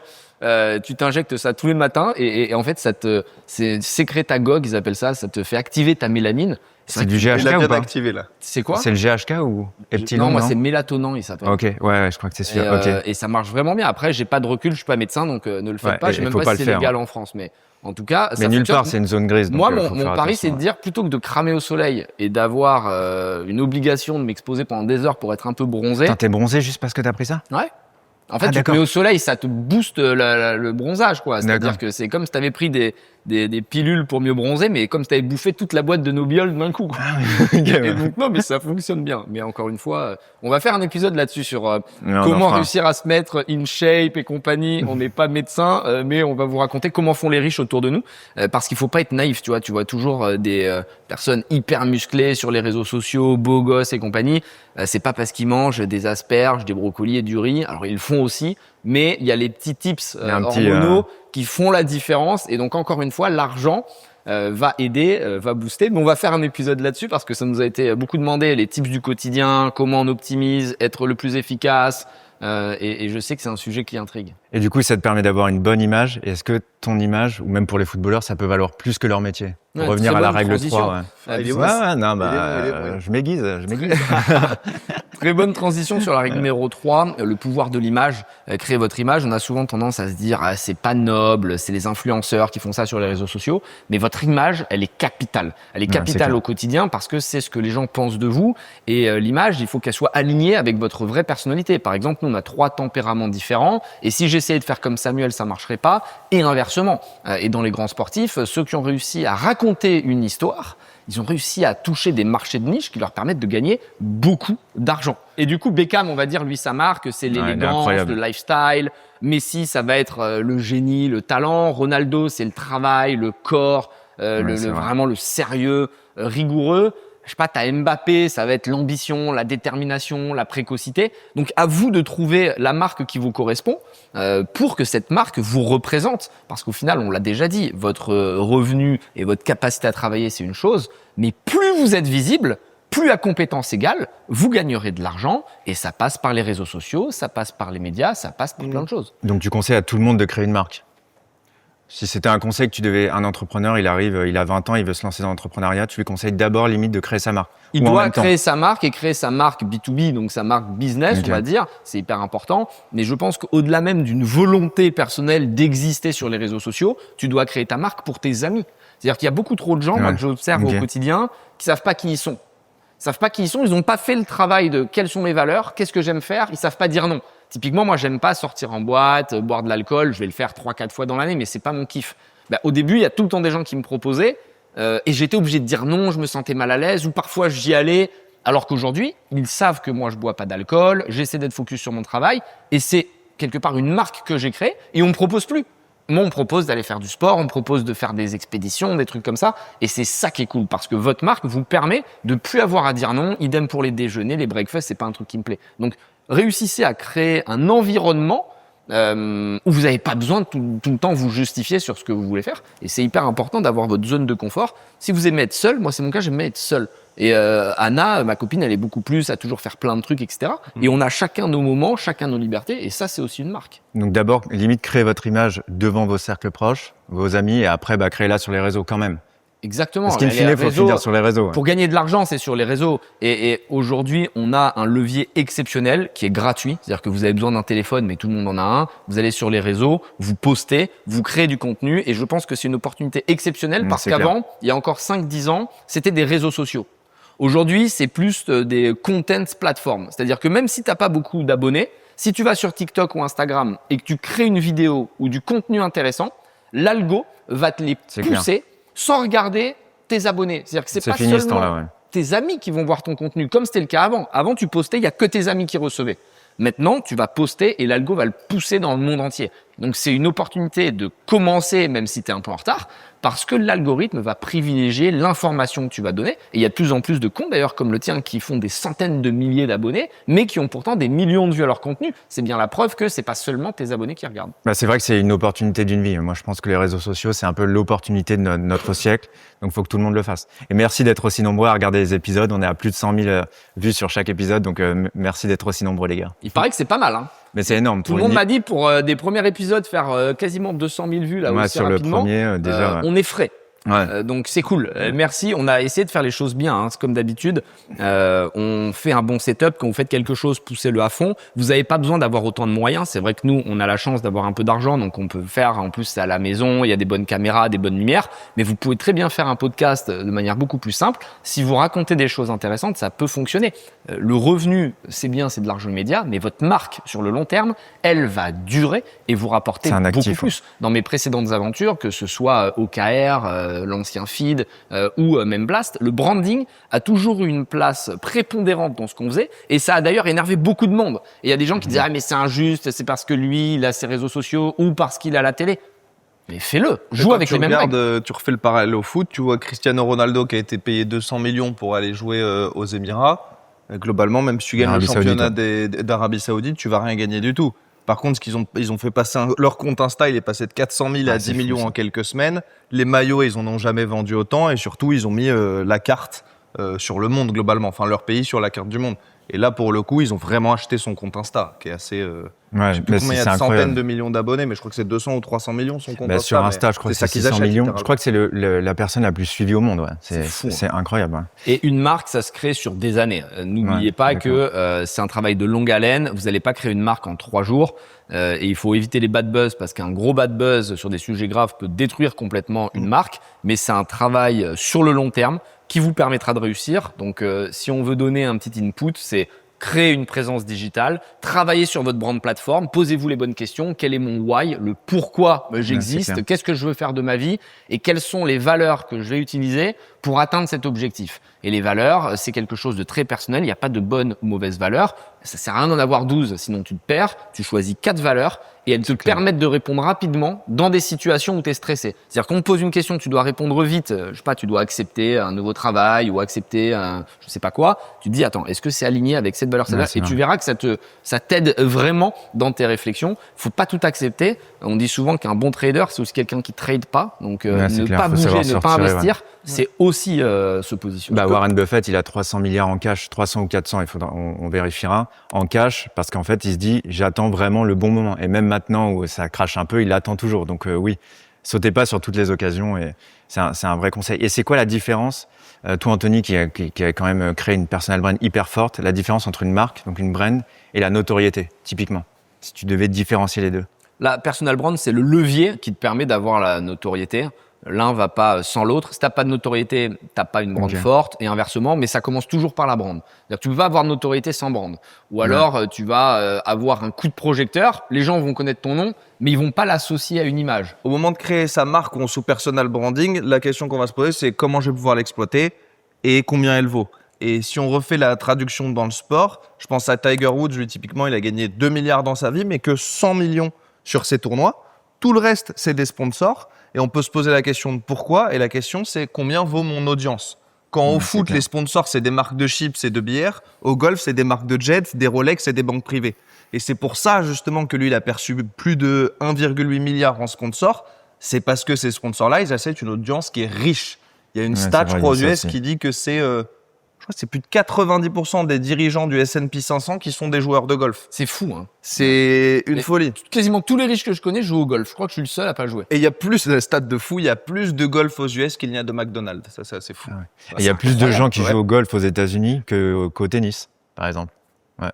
C'est vraiment un sport hyper ouvert. Donc la valeur de l'audience, c'est-à-dire que si aujourd'hui tu crées ta marque sur Instagram, tu as un compte et tu as un gros personal branding, si tu t'adresses, ton audience, c'est 5000 dirigeants de grandes entreprises, il est fort probable que tu arrives à obtenir une rémunération des sponsors qui soit bien meilleure que si tu parles à 100 000 auto-entrepreneurs. Voilà. C'est pas qu'une question de volume. Et donc, encore une fois, faut pas vous travestir. Moi, si je parlais de golf, je serais pas crédible parce que j'y connais rien. Mais ne vous dites pas, si j'ai pas 200 000 abonnés, c'est que j'ai pas de marque. pouvez très bien avoir une marque avec 5000 abonnés, créer une niche très forte, qui a les moyens et devenir légitime, crédible. Donc encore une fois, c'est l'alignement avec ce que vous êtes en tant que personne qui vous permettra de créer quelque chose de vrai, de pur. Et les gens le voient très bien. Je pense que les politiciens nous ont tellement menti pendant des années qu'aujourd'hui on détecte le mensonge, on détecte ce qui est fake, la flagornerie juste pour faire plaisir, etc. Les gens sont vraiment bons sur les réseaux. Et c'est pour ça qu'ils n'arrivent pas à percer les politiques sur les réseaux. C'est très rare un politique qui devient une Parce figure. Parce que c'est pas assez préparé. Eux, ils ont besoin d'avoir des fiches, ils ont besoin d'avoir des panneaux pour dire, ils lisent des prompteurs. Donc quand tu es sur les réseaux, tu as ton téléphone, c'est le vrai toi qui ressort. Et c'est pour ça que c'est extrêmement compliqué. T'as raison, c'est intéressant. Mais c'est vrai que pour revenir sur la notoriété et le branding, par exemple Kylian Mbappé, et c'est pour ça que moi je conseille aux gens tout de suite, faites-la dès maintenant. En fait, ça va mettre beaucoup de temps, mais à un moment ça va marcher. C'est vraiment snowball, c'est une boule de neige. Au début, ça commence tout petit et in fine, ça devient énorme. Kylian Mbappé, par exemple, depuis tout petit, il a travaillé ça en regardant les interviews des grands joueurs, tu vois, pas forcément que sur le terrain. Il regarde des interviews, ok, comment ils s'expriment, etc., pour finalement créer un mimétisme et être aussi bon qu'eux hors caméra. Et Kylian Mbappé, c'est quand même un mec aussi bon sur le terrain qu'en interview. Tu vois, Très fort. Ouais, excellent. Et même dans les choix qu'il fait, par exemple, on en parlait la dernière fois, c'était Kylian, il a refusé de faire des pubs, je crois, pour parier, parce que lui, il vient des cités. Et il sait que c'est catastrophique. Ouais. Donc c'est ça, créer sa marque. C'est comme tu disais, voilà. Être et il a créé sa marque, tu as raison, sur ses valeurs, parce qu'il vient de banlieue, et il sait que dans les banlieues, il y a des gens qui perdent tout leur argent en pariant sur le PMU, les trucs de paris sportifs. C'est d'ailleurs des business énormes, colossaux, parce que c'est que de la marge, ça crache énormément de volume, mais c'est vrai que ça détruit aussi des vies, parce que les gens ont tellement envie de s'extraire de leurs conditions initiales qui croisent les doigts en pariant sur un cheval ou je sais pas quoi. Et il a raison, je pense. C'est pas normal que la Fédération française de football puisse imposer des marques à des joueurs, notamment quand ils ont des images aussi puissantes. Et il s'est mis contre le système. Et je trouve que c'est très courageux de sa part d'avoir fait bouger les choses. Donc, créer une marque dès maintenant. Lancez-vous, c'est pas facile. On a l'impression d'être un peu ridicule quand on commence, mais on n'en a rien à foutre du monde extérieur. Ce qui compte, c'est votre réussite. C'est pas les autres qui vont payer vos factures. Lancez-vous, parlez de ce que vous aimez et vous verrez que ça se passe très bien. Et celui qui gagne, c'est celui qui a pas peur d'être ridicule.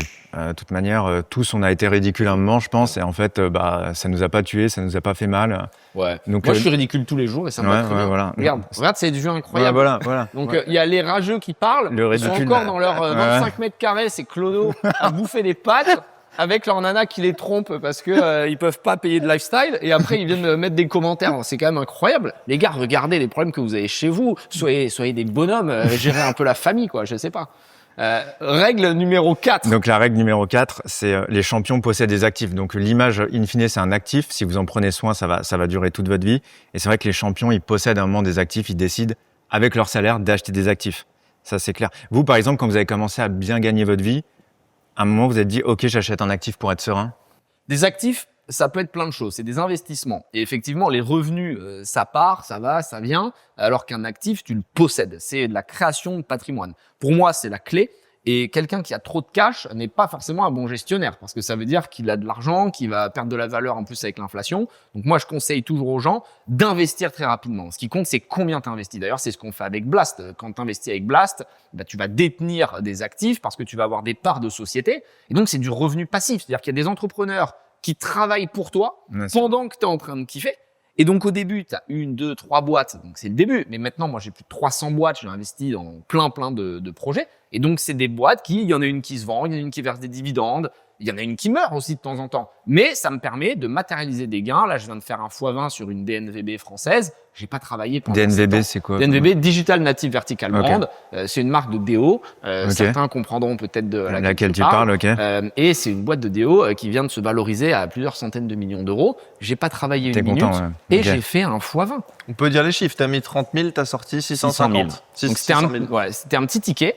Ouais. Mais 600 000 balles, ça mange pas de pain, tu vois, ça paye les vacances. Non, mais quand tu fais un x20, x30, c'est quand même exceptionnel. Et donc ça, c'est de l'investissement. Mais t'as été patient, pardon. J'ai été patient, ça a pris 7 ans. Voilà, Mais en fait, patient, tu t'en rends même pas compte parce que comme t'es dans plein de boîtes, ça fait un roulement, ça fait des cycles. Et donc, il y a des boîtes que t'oublies complètement. Puis un jour, on t'appelle ou on t'envoie un mail, on dit, by the way, t'as gagné tant. Ouais. Donc, avoir du patrimoine, c'est investir dans des actifs. Et même les grands sportifs le font. Il y en a qui achètent des stades. Il y en a qui vont réussir à faire des deals avec leur club. Et ça leur permet de détenir. Et c'est pareil quand tu es producteur de télé, il y a ceux qui sont juste présentateurs, et il y a ceux qui détiennent les programmes, les formats. C'est là que tu gagnes beaucoup d'argent. Et c'est pour ça qu'il faut bien nuancer, épargner et investir. Et c'est un gros sujet qu'on a en France, c'est qu'on épargne beaucoup, mais qu'on investit très peu. C'est vrai. Parce que mettre 10 ou 20% de son salaire sur un livret A qui va payer 1,5 ou je sais plus combien, c'est épargner, c'est pas investir. Par contre, commencer à faire un petit peu d'immobilier, un petit peu de SCPI, un petit peu de start-up, un petit peu de bourse. Ça, c'est ce qu'on appelle investir. Aller viser des rendements à 7, 8, 9, 10% par an, c'est investir. Et un des meilleurs exemples que j'ai trouvé là-dessus, c'était Magic Johnson, qui était un très bon joueur de NBA, Incroyable. qui lui est le seul milliardaire, on va dire aujourd'hui, qui gagnait très peu. Dans toute sa carrière, il a gagné que 40 millions. Aujourd'hui, il pèse plus de 1 milliard parce qu'il a fait plein d'investissements successifs. Parmi les plus beaux qu'il ait fait, c'était le premier à croire dans le développement des Starbucks dans les quartiers défavorisés. Il a financé et il était propriétaire de 105 Starbucks qu'il a développés dans les quartiers défavorisés. Ça a très bien marché. Il les a revendus. Il a acheté 5% des Lakers sur lequel il a fait un gros multiple. Et ensuite, il a acheté des business vraiment pas drôles. Je crois que c'était de l'assurance retraite pour les personnes défavorisées, où là, il a fait un énorme multiple. Et c'est grâce à cet investissement, notamment, qu'il a fait plus d'1 milliard aujourd'hui. Donc, il a vraiment investi, pris des risques tout au long de sa carrière, ce qui lui a permis de passer de 40 millions de revenus à aujourd'hui plus d'1 milliard. Et c'est un des seuls, si c'est pas le seul, à avoir un tel écart entre ses revenus et son patrimoine aujourd'hui. C'est beau, hein. T'as Ryan Reynolds aussi qui a fait un bon coup, il est qui est excellent, un lui. acteur. Il a acheté un stade, il a acheté une équipe, Rexham, ou je sais plus comment elle s'appelle, c'est Wrexham, en ouais. division 5. Ça valait rien. Et il a utilisé sa notoriété parce qu'évidemment, encore une fois, ta marque te permet d'avoir accès à des bons coups, mais aussi de pousser ce que tu rachètes. Typiquement, moi, je pense que si je rentre dans n'importe quelle startup aujourd'hui en co-founder, je peux la booster parce que je vais en parler et du coup, ça va mettre les flashs dessus. Ça veut pas dire que ça va fonctionner, mais ils vont faire de l'acquisition gratuitement. Lui, il a acheté le stade, il a acheté l'équipe. Elle était en division 5. Il a fait un deal avec Disney ou Amazon Prime, je sais plus. Donc, il a utilisé les outils de la nouvelle génération. Ils ont gagné énormément d'argent et il a revendu ça à des centaines de millions. Tout simplement parce qu'il a utilisé les outils modernes avec sa notoriété, avec le branding et parce qu'il a eu le nez fin, et ça va être une des règles qu'on va évoquer ensuite, c'est qu'il faut toujours avoir un coup d'avance. Donc, détenez des actifs, on peut conclure là-dessus, je pense. Investissez. Investissez. Ouais. Et il y a une règle qui est intéressante, c'est si tu veux être riche, tu dois maîtriser 3 étapes. Tu dois être capable de gagner de l'argent, tu dois générer de l'argent, tu dois savoir l'économiser, parce qu'il y a des gens qui gagnent beaucoup, mais qui dépensent tout. Donc, la première étape, déjà, elles sont toutes difficiles. Ouais. Je propose qu'on y passe 30 secondes. Gagner de l'argent, c'est horrible. C'est très dur. Le premier million, il est atroce. Il est On fera un quasiment épisode impossible. là-dessus Ouais, sur Kevin comment gagner le O'Leary- premier. Oui, c'est vrai, on va le faire. Vous nous avez demandé comment gagner le premier million aujourd'hui en France. Mais il faut réussir à gagner de l'argent. Ensuite, il faut l'économiser. Donc, il ne faut pas tout dépenser et faire le beau. Et surtout, il faut savoir bien l'investir. Et malheureusement, si vous en loupez une seule des 3, vous resterez pauvre toute votre vie. Donc, il faut absolument maîtriser ces 3 étapes. Et moi, ce que je conseille sur l'investissement, par exemple, là, tu parlais de Magic Johnson. Déjà, il investit toujours dans des choses qu'il comprenait. Tu vois, toujours, en fait, le dénominateur commun, c'est quoi? C'est en fait des gens défavorisés parce que lui, il venait de là. Donc, il savait que ces gens-là, ils avaient les mêmes besoins que la classe moyenne, la classe aisée, etc.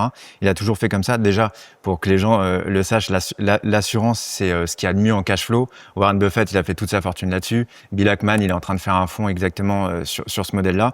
Donc, déjà, hyper malin. Et c'est des gens qui investissent dans ce qu'ils comprennent, ce qu'ils connaissent. Et pour revenir au pari sportif, si vous vous intéressez à la mécanique derrière, vous voyez que mathématiquement, vous pouvez pas gagner. Si un jour, mathématiquement, vous trouvez le bon algorithme, etc., bah, vous remarquez qu'en fait, vous serez limite mieux payé à bosser pour ce genre de marque qui vous payeront une fortune que parier sur le sport. Donc, investissez dans ce que vous comprenez. Et c'est pour ça que le Blast, c'est hyper intéressant parce que bon, bah, t'as des experts, etc. T'apprends des choses et in fine, t'as conscience de prendre la bonne décision parce que t'as appris derrière. Et tous, ils se sont formés. Tu parlais de Gérard Piquet. Lui, il a fait un cours à Harvard, etc. Je crois que c'est Shaquille O'Neal. Lui, après sa carrière, il a fait un MBA. Donc voilà, formez-vous, comprenez de quoi vous parlez et investissez pas bêtement. Investissez, il y a du risque. Le 7-8%, ça reste risqué. Donc, informez-vous. Posséder Ouais. des actifs, c'est la conclusion qui est Exactement. la plus simple et la plus immédiate. Investissez votre argent, détenez des actifs, c'est la clé. Et possédez la connaissance, les gars. Avec la connaissance, vous pouvez bien investir, en fait. Écoutez Donc, les podcasts, abonnez-vous, voilà, ne ici, loupez c'est bien. pas un On a- seul épisode. on apprend des trucs cool. Donc, Et en plus, on est sympa, quoi, je trouve. Ouais. On est frais, abonnez-vous tout on de est suite, là. bronzé, on fait du Ouais. sport, vous regardez, c'est agréable. Et le podcast, bon, Là, c'est le top niveau, quoi. Ouais. Mais je vois encore, j'exagère. Non, mais c'est vrai que non, mais on est pas mal. Franchement, on est pas mal. On est à des niveaux T'as vu, d'entrepreneuriat il vient différents. comment? On met au déjà 3e épisode, ils vont dire, il a pris un Non, boulard, ça y est. non, les gars. Je déteins à une vitesse sur les gens. Faut être hyper humble, les gars. Ça peut s'arrêter demain pour tout le monde. Voilà, tu peux être très riche, avoir 30 millions par an et finalement, même pour les entrepreneurs, ceux qui ont appris à gagner de l'argent, toujours humble. Après, il faut juste des fois se dire, ok, c'est cool ce que j'ai fait. Genre, je vais pas me cacher, c'est quand même cool. Mais restons hyper humbles. Tout peut s'arrêter. L'humilité est la vertu de celui qui mesure tout ce qui lui reste à apprendre. J'adore cette définition. Avec tes beaux yeux et tout, en plus, c'est trop stylé, punaise. C'est beau, il a regardé, on aurait dit, il voulait le choper, quoi. Ouais, il a dû en charmer pas mal, comme ça, tu vois. Pas avec cette petite- Non, Humble, bien mais joué. confiant. C'est très important. C'est-à-dire que Ouais. l'humilité peut aussi être un piège parce que si tu ne crois pas assez en toi, tu ne réussiras pas. C'est-à-dire que tu es obligé de t'aimer et de t'aimer très fort parce que dans la vie, personne ne va t'aimer pour toi. C'est Donc clair. moi, le matin, quand je me lève, je me regarde dans le miroir, je me dis, toi, t'es un champion, mon salaud. Et ça me permet de me motiver. Et tu dois croire que t'es le meilleur. C'est-à-dire que tous, hein, les Ronaldo, les Mbappé, ils disent, je suis le meilleur. Et c'est Oui, pas ça, parce qu'ils c'est sont vrai. prétentieux. C'est vrai. C'est de l'auto-conviction. Mais Non, ça mais c'est s'oppose pas à la modestie, Et ça s'oppose l'humilité. pas à la modestie. L'humilité, c'est juste savoir tout ce qui te reste à apprendre, mais tu peux dire, je suis une brute aujourd'hui, mais il m'en reste encore au-dessus. Et on peut toujours devenir meilleur. C'est Et clair. la comparaison fait toujours mal. C'est-à-dire que quand tu penses à Elon Musk, tu as compris que tu étais un charlot. Et donc, c'est vrai que parfois, c'est bien de relativiser. Je dirais que c'est comme tous les génies. Les génies sont toujours dans les extrêmes et les oppositions. C'est-à-dire que tu peux être à la fois très mature, très immature, très confiant, mais beaucoup douter. Moi, je suis très confiant, mais je doute beaucoup. Je me pose Ouais, toujours c'est des vrai. questions. Et tu sais, quand on se parle, mais c'est toujours te dire comment on peut faire mieux. Est-ce que je mérite ou est-ce que c'est de la chance? Je dois travailler plus pour prouver. Donc, tout est dans l'ambivalence, en fait. Il n'y a Ouais, c'est pas vrai. une personnalité. Il faut les deux esprits, en fait. Et c'est pareil pour tout. Moi, typiquement, je suis extrêmement militaire dans mon quotidien. C'est-à-dire que je vais vraiment avoir un rythme hyper carré. Mais quand je vais m'amuser dur. Et donc, c'est cette différence qui fait que t'as ton quotidien, t'as les 80-90%. Et puis, parfois, quand tu vas te cheater, même quand tu manges, tu vois, je fais en sorte de bien manger. Mais le jour où je mange mal, je vais vraiment faire un vrai cheat meal. Et vous devez quand même trouver votre équilibre, votre plaisir, parce que je crois pas que ce soit possible, sauf si t'es Elon Musk, de travailler tous les jours, 13 heures par jour. Et même lui, d'ailleurs, a des réputations aux US pour avoir quelques potes. Tu tombes vite fait quand même dans certaines drogues, certains trucs, parce que tu es humain, en fait. Après, Donc, il est humain et en même temps, il est un petit peu autiste. Enfin, c'est pas, Ouais. pas un autisme sévère, mais à ce qui paraît, même Xavier Niel, il le dit, il est un peu étrange. Donc voilà, il faut pas se comparer à quelqu'un. ouais, ils s'aiment pas trop vous- les deux là. Ouais, non, déjà, ils s'aiment pas trop, je sais pas trop pourquoi, mais voilà, moi, j'évite de me comparer aux gens où, par exemple, Bill Gates, il a une mémoire photographique. Bon, ça sert à rien de lutter. Quand tout ce que tu lis, tu l'apprends tout de suite, t'as pas besoin de réviser, ça sert à rien. Donc, Et pour revenir au génie, je trouve que les gens sont géniaux, mais dans un domaine particulier. Et de temps en temps, ils sont polymathes, mais par exemple, ils ont quand même besoin des autres pour réussir. Est-ce que vous, par exemple, qui êtes hyper successful, il y a eu des rencontres qui vous ont créé, en fait, qui vous ont fait exploser? Est-ce que vous Règle êtes- numéro 5, Voilà. personne ne gagne Et seul. en transition, il a pris un sacré level. Ah ouais, Claire Ouais, Chazal. vous êtes cool, les gars, merci. Je vais devenir tout rouge. Je vais avoir mon bronzage, en fait, c'est bon. Et un coup de peptide. Ah, là, vas-y, mais, boum, merci, les gars. Non, mais c'est vrai, personne ne gagne seul, c'est la clé. Toujours rester humble face à son entourage. Être mono-fondateur, c'est extrêmement compliqué. C'est pour ça que j'ai vu vraiment une différence entre mon aventure au KR, où j'étais mono-founder, et l'aventure Blast, parce que tu as quelqu'un qui va te compléter, tu as quelqu'un qui va être bon là où tu es mauvais, et ça te permet d'économiser un temps fou. Parce que tu vois, moi, si je devais faire les Excel ou même parler avec quelqu'un qui fait les Excel, ça me prendrait un focus mental terrible, et on arrive à se compenser. Donc, il y a des rencontres, à mon avis, à la fois personnelles et professionnelles qui changent des parcours. Moi, professionnel, c'est Samuel.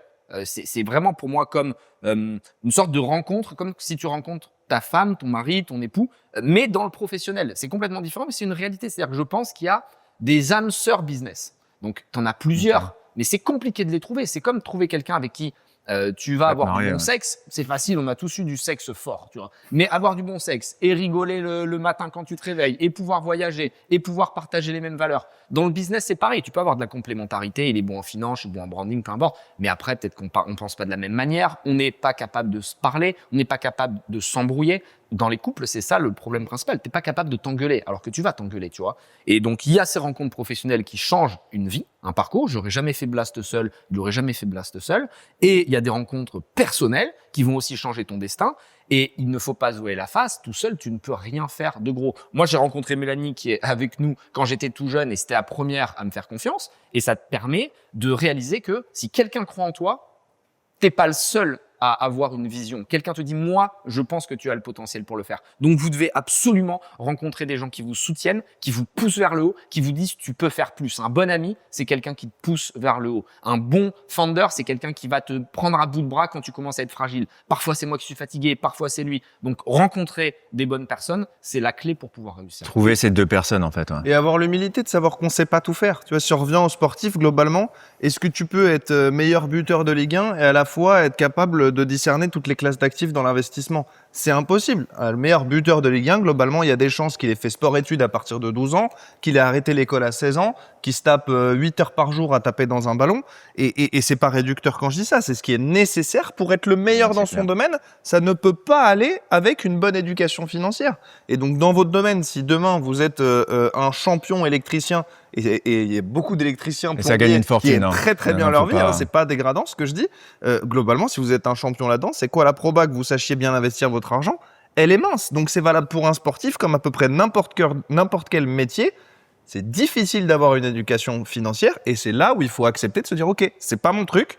Pour autant, je vais pas passer à côté de ma vie et vivre toute ma vie sur mes revenus. Il faut alors que je me construise un patrimoine.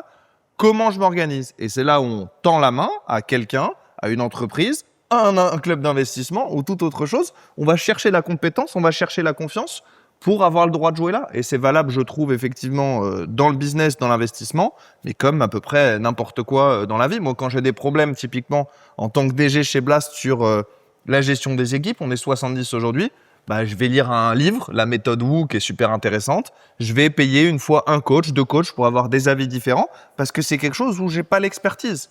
Donc l'éducation financière, c'est la chose principale. Tu payes des pour les coachs, sportifs. toi. À ton niveau, tu payes des coachs. Bien sûr, ça m'arrive. Ouais. Bah, quand il y a un sujet où je suis bloqué, il y a un twist, il y a quelque chose, j'arrive pas. Ouais, je vais payer parfois un coach, 2 coachs, 3 coachs. Ça me coûte 400 balles de l'heure.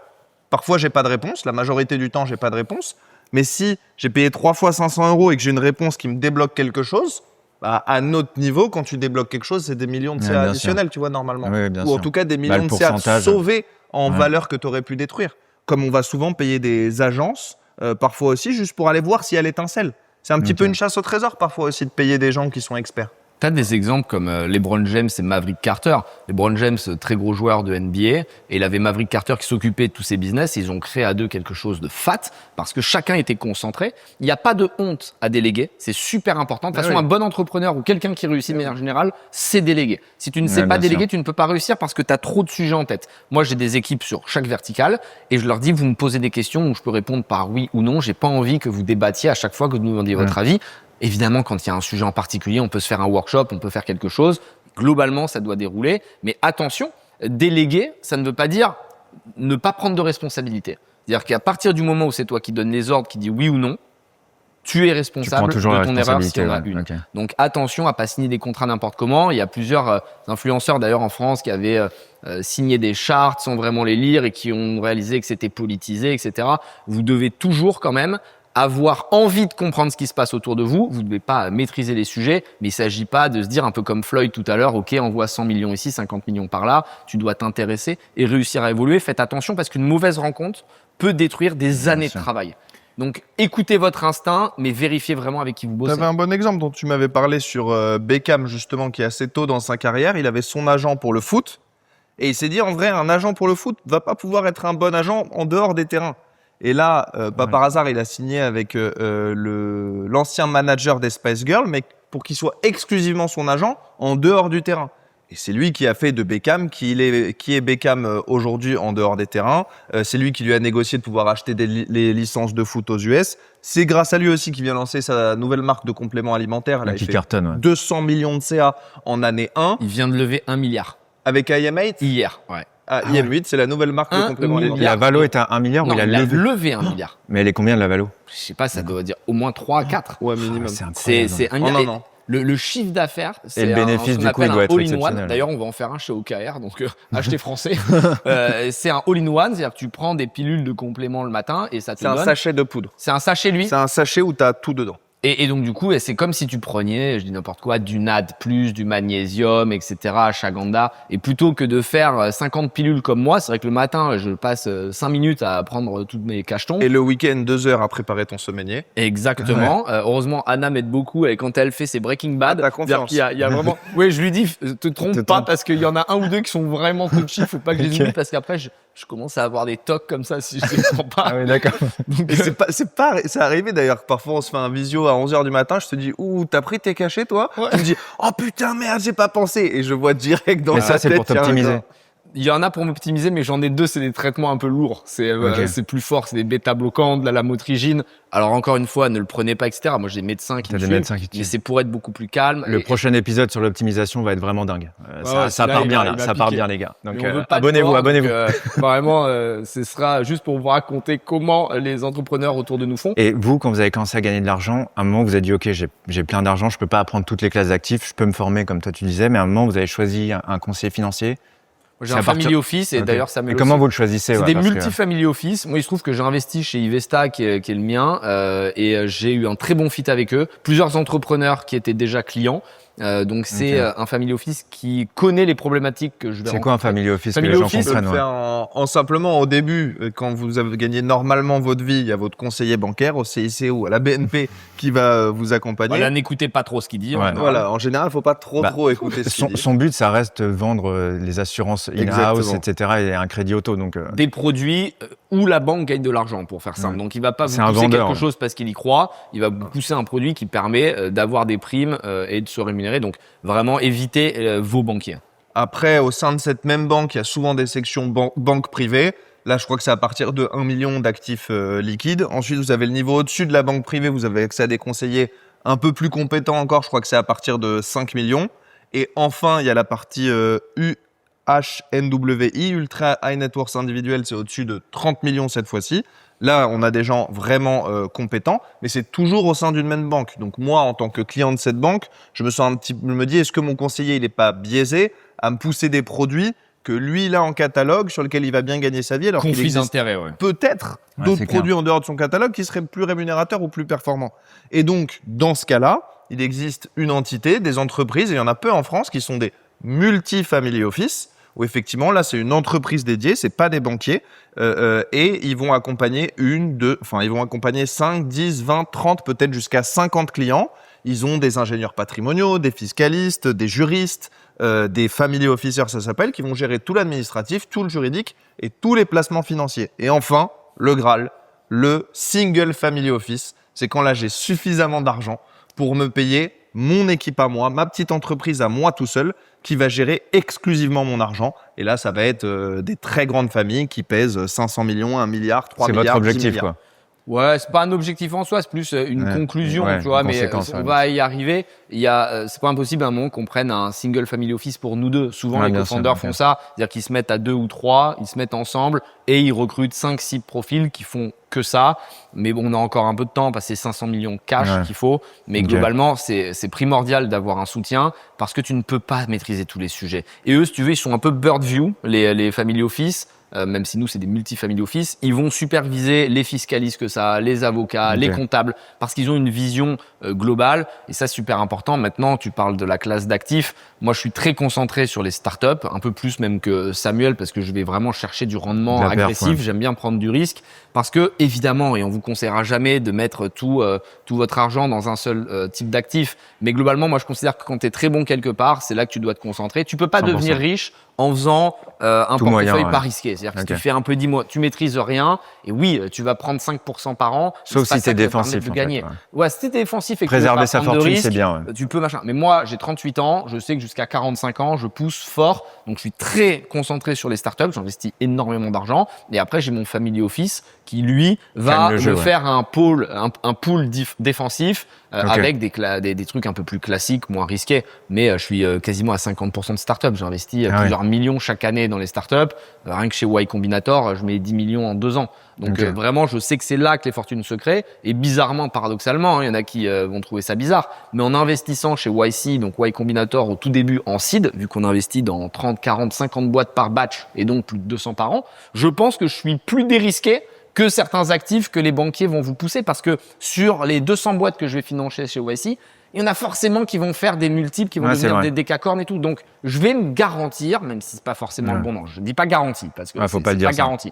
Mais je devrais statistiquement avoir beaucoup de chances de faire entre x5 et x15. Et d'ailleurs, c'est les performances historiques du YC depuis 20 ans, grâce à On en cette parle dans le stratégie. premier épisode. Est-ce qu'on peut encore vraiment réussir en France? Je vous conseille de le regarder. Ouais, vous pouvez aller Ok. voir les précédents Un épisodes. livre qui étaient super cool. intéressant, moi, que j'ai adoré sur l'approche à l'argent, qui s'appelle The Psychology of Money, celui-là. et qui explique, globalement, qui théorise le rapport à l'argent et le rapport au risque. Et pourquoi toi, moi ou d'autres, on peut avoir un rapport au risque qui est différent. Et il y a 2 marqueurs principaux, et c'est pas tant la capacité à compter et la logique, c'est l'état de l'économie de tes 15 ans à tes 25 ans. Est-ce Ça que te tu marque, étais ok. dans une macro inflationniste, déflationniste? Est-ce que les C'est taux vrai. étaient élevés? Est-ce que la bourse a bourré ou est-ce qu'elle s'est effondrée? Et également et naturellement, ton milieu social, c'était quoi? Dans quel milieu tu as grandi quand tu étais très jeune? Est-ce que tu as vu tes parents qui avaient du mal à joindre les 2 bouts ou pas? Et c'est les 2 inducteurs principaux de ton comment tu profil te de comportes risque. financièrement bien avant ton éducation financière, les études que tu as fait. Donc je trouve que ça permet de relativiser assez simplement les choix que tu fais en argent. Et moi, avant, j'avais des discussions très tendues, ou en tout cas très intenses avec des copains sur comment ils gèrent leur argent, comment ils investissent, est-ce qu'ils le font. Et j'essayais d'apporter une vraie dimension logique et pragmatique dans leurs choix. Et depuis que j'ai lu ce livre, je me suis dit, en fait, ça sert à rien. C'est pas ça Ouais, bien sûr. qui définit leur choix. C'est pas la logique, c'est autre chose. Puis t'as ta Et je trouve ça personnalité très aussi. intéressant. Ta personnalité, parce que tu vois, on est né dans la même époque, on a eu le même parcours, on est tous les deux de famille, on va dire classique, même si bon, moi, elle était beaucoup plus compliquée d'un point de vue personnel, mais je pense qu'il y a vraiment une prise de risque. Moi, je suis le genre de mec, je suis sur une falaise à 30 mètres de l'eau, je suis obligé de sauter parce que j'ai envie de voir si je peux y arriver. T'envoies un caillou d'abord ou Non, même non, pas. ok. Peut-être comme ça. Mais t'as pas peur de manquer, toi? Souvent, on en parle. Tu dis, bon, moi, s'il faut que je retourne dans 30 mètres carrés, je retournerai dans 30 mètres Ouais, carrés. j'ai je pas m'en fous. peur de. Moi, ouais. ça me terrorise. Ouais, profondément. moi, j'avoue je que veux ça. pas downgrader. J'ai pas envie, moi, c'est hors de question. C'est mort. C'est mort. Ce qui fait que je prends beaucoup moins de risques que toi et que je dépense aussi moins que toi parce que je veux pas redescendre. Toi, bon, tu m'as dit, je l'ai déjà fait. T'avais Ouais, déjà en fait, j'ai été tellement millionnaire rien avant eu. de redescendre à J'ai zéro. tellement rien eu que j'ai pas peur de pas avoir d'argent. En même temps, c'est ma phobie, donc c'est paradoxal encore une fois parce que j'ai tellement souffert en étant pauvre que je veux plus l'être. Mais malgré tout, je veux C'est pas plus fort que toi, quoi, le risque. avoir peur de l'argent. Et l'argent, Ok. ça se crée. Et je pense que c'est Ouais. comme un pianiste. C'est Bernard Tapie qui disait ça. Si tu sais jouer du piano, tu pourras jouer du piano toute ta vie. Ouais, c'est Et vrai. donc, je trouverai des moyens de faire de l'argent. Et ce que j'ai observé, historiquement, dans mon petit passé, ma petite expérience, c'est que quand t'es courageux et que tu fonces, souvent ça paye. Attention, Ouais, faut c'est bien le faire. Il s'agit pas de jouer au loto ou de faire des trucs comme ça. Mais mes meilleurs investissements, c'est ceux que j'ai pris en 5 minutes. Parce que j'ai senti un truc, il s'est C'est passé vrai que t'es un quelque homme chose. d'instinct, ouais. Et c'est Ok. mes pires loupés. Ouais, Ok. c'est vrai. C'est horrible. Ah ouais? Ouais, il vient me voir avec un dossier, je comprends rien, ça veut rien dire. Lui non plus, il me dit, je le sens. Le founder, il est bien. Je dis, laisse-moi tranquille, on comprend ça rien. marche, ouais. Il fait x20 2 ans après, j'ai envie de pleurer. C'est l'histoire de ma vie. ça. Ok. En fait, toujours. Mais donne-lui une enveloppe, sinon tu dis, ok, c'est investisseur. Mais non, parce Ouais, que non. je suis pragmatique, mais ça Ouais. paye pas toujours. Et ça rend Ouais. fou. C'est encore une fois l'équilibre et c'est ce qui fait que Blast Ouais. fonctionne bien. Il est très data, chiffres. Moi, je vais être beaucoup dans l'instinct, mais c'est pas de l'instinct en mode, je suis pas comme Domenech à tirer les cartes de tarot, quoi. Si tu veux. Mais c'est, je vais me concentrer sur la qualité du founder. Je vais passer 2-3 coups de fil, je vais voir ce que les gens disent. La qualité humaine, pour moi, prévaut sur tout le reste, quasiment. Surtout en startup. Ouais, l'humain, C'est-à-dire ça, que c'est très quand t'es au humain. tout début et que t'as 3 chiffres qui se battent en duel et que t'as un concept, la réalité, c'est que qui est le bonhomme qui va tenir ça, tu vois? Et le bonhomme, ça fait 80% du taf. Parce que T'investis juste sur les hommes, en fait. pas juste sur les hommes, mais une grosse partie de mon input, il est sur la personnalité du founder. Est-ce qu'il va se buter? Est-ce qu'il est déterminé? Est-ce qu'il est chaud? Et c'est pour ça que moi, j'investis beaucoup chez mes amis. Parce que mes amis sont intelligents. Je Ouais, je les ai rencontrés, ils sont hyper cool. je déteste les cons, moi. Donc, les gens bêtes, ça me stresse. J'ai l'impression, tu sais, que ça me déteint Faut dessus. prendre donc, plus de On va bêta-bloquants. en parler d'ailleurs de l'environnement. Ouais. Non, on en parlera ouais, dans c'est un autre épisode. ultra important. Et donc, mes amis sont intelligents. La plupart d'entre eux, j'ai peut-être une exception, mais là, comme ça, même ça, je vois pas. Et donc, quand ils me disent je lance une boîte, je dis ok, j'investis. Parce que je sais qu'ils ont déjà l'argument principal pour me convaincre, c'est je suis smart. Je sais qu'ils sont cultivés, je sais que c'est des malins, je sais que c'est des petits vicieux, mais dans le bon sens du Ouais, terme, dans- parce que dans pour le bon réussir à sens faire des du affaires. business, faut aller en zone grise, c'est ce que tu On en disais, il y a un parlait livre dans que le- tu as fait qui marche bien d'ailleurs là-dessus. Donc, allez chercher des gens smart, écoutez votre instinct, mais toujours dans la mesure. Si vous avez 10 millions de côté, mettez pas 10 millions sur un projet parce que vous avez le nez fin, parce que ça m'arrive aussi de me gourer. Parfois, j'y vais, je dis je le sens bien, et puis c'est un fail. Donc, Mais c'est ce que tu dis, vu que tu investis dans 200, 300 startups, in fine, tu négocies plus sur le futur que le présent. Est-ce que tu penses que pour être un vrai gagnant, c'est ce qu'il faut faire ou pas? Ah ouais, là encore, il nous amène sur la règle numéro 6. Les vrais gagnants négocient le futur, pas seulement le présent. Le meilleur exemple, c'est Jordan, pour le coup. Ah bah ouais, là-dessus. Avec, Jordan, je pense exceptionnel. on l'a tous en tête avec Nike, c'est grâce à sa mère d'ailleurs qui négocie ça. Je crois que c'était 2,5 millions. Il y a un film sur Netflix d'ailleurs, R, une série qui est fabuleuse. Une série. Ah Je sais ouais. plus si c'est une série. Et même sur la mentale, c'est vachement bien. La mentalité de gagnant qu'il a, c'est ça. Et C'est un gorille le d'argent. deal, ouais. pour ceux qui l'ont pas en tête, Vas-y. c'est que Nike veut lui mettre un contrat. Donc évidemment, upfront, c'est une somme de cash. Et sa mère, très smart, encore une fois, l'entoure. 2,5 millions qu'il voulait lui donner. Il voulait 2,5 millions. À l'époque, c'était beaucoup d'argent. Oui, c'est personne. Et c'est sa un mère petit dit rookie, non, je préfère avoir des parts, des pourcentages, des ventes qui vont être générées sur la marque que vous voulez créer, puisque vous voulez lui créer la marque Air Jordan, donc sous Nike, mais c'est un modèle de chaussures. Elle a dit je veux un pourcentage, et aujourd'hui Air Jordan, ça fait des milliards d'euros de chiffre d'affaires chaque année, et lui prend des centaines de millions. Il a pris 5% de royalties sur tous les sujets de Jordan à vie, et il prend 300 millions par an, encore aujourd'hui, grâce à ce Sans deal. jouer. Et là, on est dans l'actif passif. C'est ce qu'on vous expliquait tout à l'heure. Détenez du patrimoine, détenez des choses. Et donc, les personnes qui sont très riches aujourd'hui ont parié sur l'avenir. Et donc, là, encore une fois, c'est valable pour les entrepreneurs, même les employés qui nous regardent. Parce qu'au lieu de négocier toujours des hausses de salaire, parfois, il faut réussir à penser futur. Comment est-ce que je peux générer et comment est-ce que je peux participer à la création de valeur. Mais comment tu le sais ça? Tu es dans une boîte et tu dis ok, là il est temps qu'au lieu de négocier une hausse de salaire. Ça peut être des BSPCE, ça peut être des pourcentages sur le chiffre d'affaires généré. Il peut y avoir plein de stratégies. Moi, je fais le parallèle avec l'immobilier, tu vois, dans une certaine mesure. Si tu veux des revenus passifs, tu peux simplement décider d'investir dans l'immobilier. Tu achètes un petit appartement à 100 000 euros, tu mets 80% de dette dessus, ça te coûte 20 000 euros d'apport. Peut-être que pendant 20 ans, c'est fort probable que pendant 20 ans, ça te ramène rien. C'est-à-dire que les loyers perçus grâce à la mise en location de ce bien ne permettent que de rembourser le crédit. Mais dans 20 ans, tes 500 euros de loyer ils vont tomber tous les mois, sans coût en face ou presque. Ce serait, dans une autre mesure, ce qui arrive à Jordan avec ses 300 millions par an. C'est ça le revenu passif. Il faut être prêt à gagner moins aujourd'hui pour gagner plus. Il faut savoir se serrer la ceinture. Prenez votre risque, quoi. À 10, 20 ans. Et c'est pas du tout simple parce que le confort immédiat est souvent plus important pour les gens. C'est exactement comme faire des économies. Il y a des gens qui ont du mal à faire des économies et de se dire, je vais économiser 500 euros par mois pour plus tard. Moi, quand j'avais le RSA, je me souviens à la fac, j'avais le Crous. J'avais même pas le RSA parce que le RSA, c'était à 25 ans. Donc, c'était le Crous, les aides sociales, la CAF et compagnie. J'essayais, j'avais une carte électron parce que j'étais interdit bancaire. Dès que je recevais mes 800 euros par mois, j'avais 800 euros entre les 300 de la CAF, le Crous, le machin, j'allais retirer immédiatement 500 euros. Je retirais 500 euros et j'essayais de les bloquer, d'y toucher le moins possible. Et c'est con, mais 500 plus 500. Et je vivais comme un clodo à côté. Mais je me serrais la ceinture parce que je me disais, un jour, ça me permettra de sortir de ce milieu. Mais c'est extrêmement compliqué. Vous devez toujours faire un trade, un choix entre le présent et le futur. Pour ceux qui veulent apprendre un peu la finance, il y a, peut-être vous connaissez pas Reddit, mais en fait, il y a Reddit Finance qui est vachement bien. C'est des vrais conseils. Les gens, ils sont pas là pour vous vendre quelque chose. Ils sont vraiment là pour leur donner, ils vont vous donner leur expérience. Et on apprend beaucoup. Et notamment, comment Fire, notamment, mettre de côté. Finalement, c'est pas si compliqué. Il y a des règles simples et c'est un conseil si vous voulez facilement mettre de l'argent de côté. Dans la préférence pour le futur, récemment, il y a Messi aussi, à qui on a proposé 500 millions pour aller jouer en Arabie Saoudite. Il a dit non à 500 millions upfront. Vous l'auriez dit non, vous? Pas facile, hein. 500 millions. Je sais pas combien il a, mais... Ça dépend de ton patrimoine. C'est-à-dire que peut-être que pour moi, refuser 10 millions ou 50 millions aujourd'hui, c'est beaucoup plus dur que pour lui. S'il a déjà 500 millions, tu peux les refuser. C'est quand même ballsy. C'est très ballsy. Et lui, il a refusé. Il a pris 60 millions pour aller à l'Inter Miami. Par contre, il a dit qu'il prendrait un gros cut sur chaque nouvel abonné sur l'équivalent de l'Apple TV qui diffuse les matchs. Il a dealé avec Adidas une augmentation, une quote-part de tous les maillots qui sont vendus en plus. Il a dealé une quote-part des sièges qui sont vendus en plus. Et au global, il y a fort à parier que déjà, probablement une vie plus agréable et plus douce à Miami qu'en Arabie Saoudite, c'est fort probable. Et en plus de ça, il n'est pas impossible qu'il gagne plus d'argent en ayant fait ce play-là. Et encore une fois, il y a ce trade entre le lifestyle qui rentre en ligne de jeu. Il n'y a pas que l'argent que tu vas gagner. Il y en a plein qui vont vivre à Dubaï parce qu'ils payent moins d'impôts. Moi, à titre perso, j'aime pas Dubaï. Je préfère payer un peu plus d'impôts ailleurs, avoir une qualité de vie qui est meilleure. clairement, tu dis Miami ou l'Arabie Saoudite. Enfin, pour moi, il y a pas photo. Ouais, y a pas Miami, c'est très stylé. C'est quand même plus dans notre style de vie. J'y étais là il y a pas longtemps. C'est quelque chose qui, en tant qu'Européen, te correspond beaucoup plus. Donc, à vous aussi de faire des choix.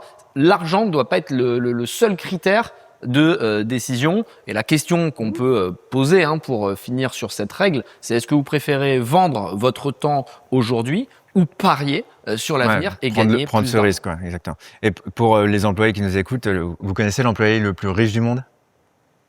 Bah, c'est Steve Ballmer, c'est le CEO de Microsoft. Enfin, c'était l'ancien CEO de Microsoft. Et en fait, lui, ce qu'il a fait quand il est rentré dans Microsoft, donc c'était les 20-30 premiers salariés, donc c'était vraiment au tout début. Et il a négocié en gros, bon bah voilà, moi je veux toucher 10% des bénéfices. Okay. Donc non, mais quand t'es une petite PME, c'était déjà hyper bien négocié, mais voilà, Bill Gates voulait vraiment Steve Ballmer. Et en fait, donc au début, ça cartonnait, donc il gagnait beaucoup d'argent, etc. Mais à un moment, quand tu commences à être une boîte cotée, tu peux plus payer 10% du bénéfice. Donc il a surnégocié en disant, au lieu de 10% du bénéfice, je veux 8%, mais en fait de part. Et in fine, aujourd'hui, il a 4%, il est plus riche que Bill Gates, donc il est plus riche que son patron. C'est énorme. Donc c'est quand même pas mal pour un salarié, c'est quand même des gains. C'est magnifique. Et voilà. Et ensuite, pour revenir sur le sport, il a investi sur les Clippers. Il avait acheté, c'est une équipe de NBA, il avait acheté 2 milliards, tout le monde disait, ah, c'est surpayé, c'est surpayé. Ben voilà, 10 ans plus tard, il a fait un x4. Et il a une équipe de NBA, c'est quand même cool. Je crois que c'est Jordan qui avait acheté les Charlotte Hornets. Il y a évidemment, comment il s'appelle, que j'adore, Mark Cuban, qui est ton il est cool, collègue du qui va être mon associé américain. C'est un autre niveau que les jurys français. Le ça fait mal. QS, c'est du lourd. Lui, il avait acheté sont les tous Dallas milliardaires. Mavericks, gros multiple aussi. Il y a pas mal de. Et puis, qu'on en parlait tout à l'heure, Magic Johnson, je crois, qui avait investi dans les Dodgers, équipe de baseball. Bah, c'est normal, c'est des sportifs, ils vont investir dans ce qu'ils connaissent, la boucle. Mais ils investissent tous dans des équipes. Là, vous avez Joshua Kushner, donc vous le connaissez forcément, c'est l'un des meilleurs VC. Maintenant, il a une 40aine d'années, c'est un VC exceptionnel. Donc oui, dis avec qui il sort, parce que ça sa femme, c'est un peu joué dans sa réussite. Ouais. Carly Close, Non, le je mannequin. parlais de Kushner. Ah ouais, Kushner. Mais en fait, son frère, c'est le gendre de Donald Trump, donc oui, ça aide. Mais bon, c'est il vient d'une famille très très riche. Il a quelques infos de temps en temps, Ouais, visiblement. non, C'est-à-dire mais qu'il a investi dans un pays juste avant qu'il y ait un truc. Donc, non, mais c'est vrai qu'ils connaissent tous son frère aussi. Bon, forcément, ils se donnent des infos entre riches. Voilà, dans un autre épisode, on va se parler un peu des clubs d'affaires, etc. C'est vrai que les infos sortent. Donc, c'est pour ça que c'est bien d'y être. Mais voilà, prenez de l'equity quand vous pouvez, quand vous voyez que c'est une boîte vraiment ambitieuse. Je pense que c'est le conseil qu'on peut donner aux gens. Prenez le risque, négociez un peu. De toute manière, si ça plante, ça plante, et vous le saurez. Ça sera une leçon apprise pour une prochaine aventure. Et même SpaceX, vous avez peut-être vu que le premier employé, c'est pas le plus riche avec son equity, parce qu'en fait, il avait demandé 2 ans de salaire. Il a dit à Elon Musk, ok, mais tu m'assures 2 ans de salaire si la boîte fait faillite, tu les mets même sous séquestre. Donc toi, quand t'es founder, tu dis bon, il a pas trop confiance en moi vu qu'il demande 2 ans de salaire. Tu vois. Et en fait, Elon Musk a dit ok, mais je te donne très très peu d'equity. Bon, aujourd'hui, il est milliardaire, mais beaucoup moins que les 7 suivants qui ont pris plus d'equity. Mauvais choix. Même dans Donc les prenez négos, votre risque quand même. Dans les négos, nous, je sais que Anto et moi, on aime bien justement d'avoir des collaborateurs qui bossent avec nous, qui parient sur le futur. Et moi, je pense que je serais très sensible à un salarié qui me dirait « Donne-moi moins de salaire, mais je veux plus de BSPCE ». Je pense que c'est quelque chose qui est très dur de refuser parce que c'est un alignement d'intérêt très fort, une confiance dans le futur, quasiment une garantie qui va s'investir très fort. Bah, on aime tous, c'est le mindset qu'on a envie d'avoir. Ouais, c'est clair. Règle numéro 7, pour avancer, c'est l'avant-dernière règle. Les champions voient les nouveaux marchés avant les autres. En gros, les fortunes se construisent rarement sur les marchés d'hier. Il faut être capable de comprendre sa génération, comprendre les nouveaux outils, avoir une vision parce que les gros mastodontes sont déjà très bien impliqués dans les sujets qui rapportent aujourd'hui. Ouais. Vous devez trouver les sujets qui vont marcher demain. Et là-dessus, les grands champions ont souvent le nez fin. Ils prennent des risques. Il y a aussi évidemment des échecs parce que c'est pas facile d'ouvrir des marchés. Nous, on l'a vu avec OKR en France. On a voulu intégrer le meal replacement, les repas complets en barre, en poudre. On était les premiers à le faire. Ça a été dur parce qu'il fallait démocratiser, il fallait expliquer pourquoi. Parfois, vaut mieux être 3e, 4e, 5e et que les autres aient dépensé beaucoup d'argent pour expliquer au marché à quoi servaient ces produits. D'ailleurs, on le voit, Google, je crois que c'était le 27e ou 28e moteur de recherche. C'était pas du tout les premiers. Mais en tout cas, il faut quand même être capable de sentir ce qui est en train d'arriver. On va donner des exemples de sportifs qui l'ont fait. Il y a eu les sports féminins aussi qui ont percé. Il y en a beaucoup qui ont investi dessus, notamment Serena Williams, avec Nathalie Portman et compagnie. Il faut sentir les choses et il y a des exemples qui sont intéressants. Je crois que tu en as quelques-uns. Moi, j'aime bien le golf, toujours. Ah bah vas-y. C'est un grand joueur de golf. Tu joues au golf? Je joue au golf, Ça j'aimerais m'étonne jouer pas, vu que beaucoup t'es plus. réfléchi, ouais. C'est un sport qui est difficile, Ouais, il c'est faut très, très s'entraîner dur. beaucoup, mais bientôt je m'entraînerai Il va davantage. m'expliquer comment il décompose son mouvement en 8 parties pendant Mais je une crois que c'est heure. que du mindset. C'est pas comme le piano. Il faut tout le temps jouer parce que sinon ça se perd, je crois, le golf. à mon Ouais, avis. sinon ça se perd, et puis pour progresser, tu joues une fois par semaine pendant 10 ans, c'est comme si tu n'avais jamais joué, c'est terrible. Ah ouais. Il faut jouer plusieurs fois par semaine pour être bon. Donc je suis pas encore un grand joueur de golf, mais j'espère bientôt. T'es un grand joueur pour moi, et ça c'est le plus important. Peut-être. Pour revenir sur le golf et les nouvelles tendances, nouveau marché, justement, il y a Tiger Woods et Rory McIlroy qui viennent de lancer ce qu'ils appellent TGL. Ils ont vu que le golf, il y avait de moins en moins de jeunes qui regardaient, que c'était trop long. C'est 5 C'est heures vrai une que c'est partie long, de ouais. golf comparé à un reel qui dure 10 secondes où il faut attraper le client sur la première seconde. T'as compris que le golf, ça va être difficile. Et donc, du coup, ils ont adapté et ils ont lancé ce qu'ils appellent TGL. C'est dans une arena, une salle, des spectateurs dans des gradins, un énorme écran. J'ai pas les dimensions, mais je vais me risquer à dire qu'il fait 20 mètres sur 20 mètres, le truc. Un gazon synthétique qui bouge pour simuler exactement les vraies formes du terrain de golf. Le Ok. tapis sur lequel tu tapes, il change aussi en fonction de la hauteur, il peut bouger. Donc, c'est un truc qui est très bien foutu, qui a réuni plusieurs millions de téléspectateurs lors du premier match et qui est déjà valorisé plus de 500 millions de dollars. Bah, pour le coup, ça, c'est une vraie belle vision dans l'évolution. Dans le même délire, t'en parlais tout à l'heure, je crois que c'est Piqué, justement, qui a fait un foot à 7, pareil. Ouais. Un match, c'est long. Ça Avec des nécessite des grandes handicaps, salles. avec le public peut participer. Ouais, c'est un foot Ouais, en c'est salle avec fou, des hein. points, et je crois que c'était sur Twitch, ça fait encore une fois plusieurs millions de téléspectateurs dès le début. Ouais. Il y a des belles innovations dans le sport, toujours en réinventant. Même les influenceurs, Squeezie avec la F1, il y en a Ouais. un autre qui fait avec les matchs de Exactement. foot. On essaie de s'adapter. Même le paddle, quelque part, c'est l'évolution du tennis. Ouais, c'est vrai ce Le que tu tennis, c'est trop long, c'est trop grand, c'est Trop très dur. technique, trop dur de bien jouer au tennis. Ouais. Ils ont fait le paddle. Tout le monde y joue quasiment, et donc ceux qui ont senti le truc au début ont gagné dont beaucoup Nadal. d'argent. Nadal et a gagné maintenant, beaucoup c'est en train de d'argent. chuter. Donc encore Les- une fois, Ah, le les paddle, mecs, ils ont ça fait chute le un peu. pickleball. le paddle chute Ouais. parce que il y a eu tellement de création de terrain, tout le monde s'est dit ah ben c'est blindé, on peut faire des terrains, et maintenant il y a trop de terrains. Alors, je pense pas que ce soit le nombre de licenciés qui chute. Ouais, je voilà. pense que c'est effectivement ceux Oui, qui c'est ont le- investi dans le paddle. rapport entre Voilà. nombre de terrains C'est le et marché licenciés. qui est devenu plus Et aux mature. US, ouais. ils ont lancé pickleball qui est presque encore plus simple que le paddle. C'est Ouais. vraiment abusé. C'est quoi non C'est des C'est- espèces de petites raquettes sur un mini terrain de tennis avec un filet plus bas. Ça ressemble à un espèce de C'est pour les ping-pong où personnes t'es sur âgées. la Quoi. table. Toi, par exemple, qui aime le golf, etc. Donc, quand tu as vu le concept de Tiger Woods, tu l'as trouvé vraiment cool et t'aimerais limite essayer plus. Moi, mon que rêve, le c'est golf. d'avoir un simulateur chez moi, un simulateur Ah oui, de ok. golf. Simulateur de golf, c'est une cage avec Tu un dois pouvoir le projecteur faire, ça au-dessus. doit pas coûter non plus. Ça coûte un peu d'argent, mais surtout, il faut de la place. Il te faut un bon 25-30 mètres carrés, 3 mètres de hauteur Il sur faudrait le que ton plafond. bureau, on en parlera dans l'épisode suivant qui viendra, mais oui, les dépenses dans les maisons qui sont cool. Et ça, c'est ta prochaine Ça, target. Ok. j'aimerais bien me l'offrir. Ce sera un cadeau que je me ferai bientôt, mais j'ai envie que ce soit un milestone, que j'ai atteint quelque chose pour me l'offrir. En gros, ne subissez pas le changement, essayez de le sentir à l'avance, trouver les inefficiences de marché, sentir les besoins, les générations évoluent. Dans 15 ans, on n'aura plus les mêmes envies, les mêmes méthodes, et c'est là que les grands champions sont forts. clair. Faites comme eux, essayez de détecter les tendances. Faites pas non plus des trucs trop compliqués. Je pense que parfois, les Ouais, c'est entrepreneurs se disent ah, je vais essayer d'inventer un nouveau truc. Si vous êtes le seul à croire dans votre délire, ça sert à rien. Il faut quand même avoir de la data. Hein. C'est comme d'habitude, 50% data, 50% intuition. Mais si vous êtes le seul à aimer quelque chose, c'est pas bon signe. Essayez de vous inspirer de ce qui se fait à l'étranger. Vous voyagez, Ouais. c'est la beauté du voyage. Exactement. Vous allez en Australie, en Chine, aux États-Unis. Vous allez peut-être voir des trucs qui fonctionnent là-bas et vous dire est-ce que ça fonctionnerait dans mon marché. Chez YC, la devise, c'est Make something people want. C'est simple, c'est terre à terre, Faites c'est quelque chose que l'incubateur. les gens veulent. Ouais. Faites C'est- quelque chose que les gens veulent vraiment acheter. C'est ça le vrai Mais POC. c'est- C'est est-ce que quelqu'un sort le billet de sa poche pour te le payer? Ah, ce que j'aime bien, c'est que c'est l'incubateur le plus sexy, le plus performant de start-up au monde, où tu as toutes les plus belles sociétés technologiques qui sortent de là-bas. Et la devise, c'est pas inventer une folie pour partir sur la Lune, c'est faites quelque chose que les gens veulent. Et C'est c'est aussi pour- simple que ça. Et c'est pour ça, quand tu disais aller à l'étranger, regarder ce qui marche, c'est peut-être le meilleur conseil qu'on peut donner aux entrepreneurs. Regardez finalement ce qui marche, parce que plutôt que vous dire ok, je change de marché, etc., c'est très compliqué, c'est un art, enfin c'est hyper dur. Regardez ce qui marche, limite regardez ce que YC font et faites-le vous à l'échelle de la France, c'est peut-être le meilleur Bah, conseil les qu'on frères peut donner. Samware, c'est ce qu'ils ont fait. Hein. Et tout Les à frères fait. Samware en Allemagne, ils Rocket copycataient Internet. Ouais, c'est des tueurs. avec hein. Rocket C'est des Internet, ils tueurs. sont milliardaires. Ils copycataient ce qui fonctionnait dans d'autres pays. Ils l'emmenaient dans des zones du tiers-monde quasiment. Hein, à chaque Europe, fois, hein, c'est souvent. En Europe, en Afrique. Occident, ouais. Ouais, ils ont fait pas mal en Europe, ils ont gagné pas mal. Ils ont fait pas mal en Europe, mais pas mal en Afrique aussi, Ok. dans ces zones où il n'y a pas forcément d'argent, mais c'était les seuls à le faire. Et alors, ils avaient des méthodes ultra agressives. Hein. C'est-à-dire que c'était connu pour être une école de formation. Si tu tenais plus d'1 an chez Rocket Internet, c'est que t'étais un soldat. Bah après, T'es prêt à aller dans les tranchées. C'est une course de la vitesse. Hein. C'est des Allemands, quoi. Ouais, Ça ouais, c'est blague des pas. Panzer. Ouais, c'est Scheisse. Ça rigole pas du tout. c'est Schnell. Et Il du faisait un coup, copycat du business américain. Il le lançait très très vite en Europe ou en Afrique. Si Et tu limite veux. avec plus de fonds. Et je crois. ensuite, les ricains venaient racheter. Ils l'ont fait avec Groupon.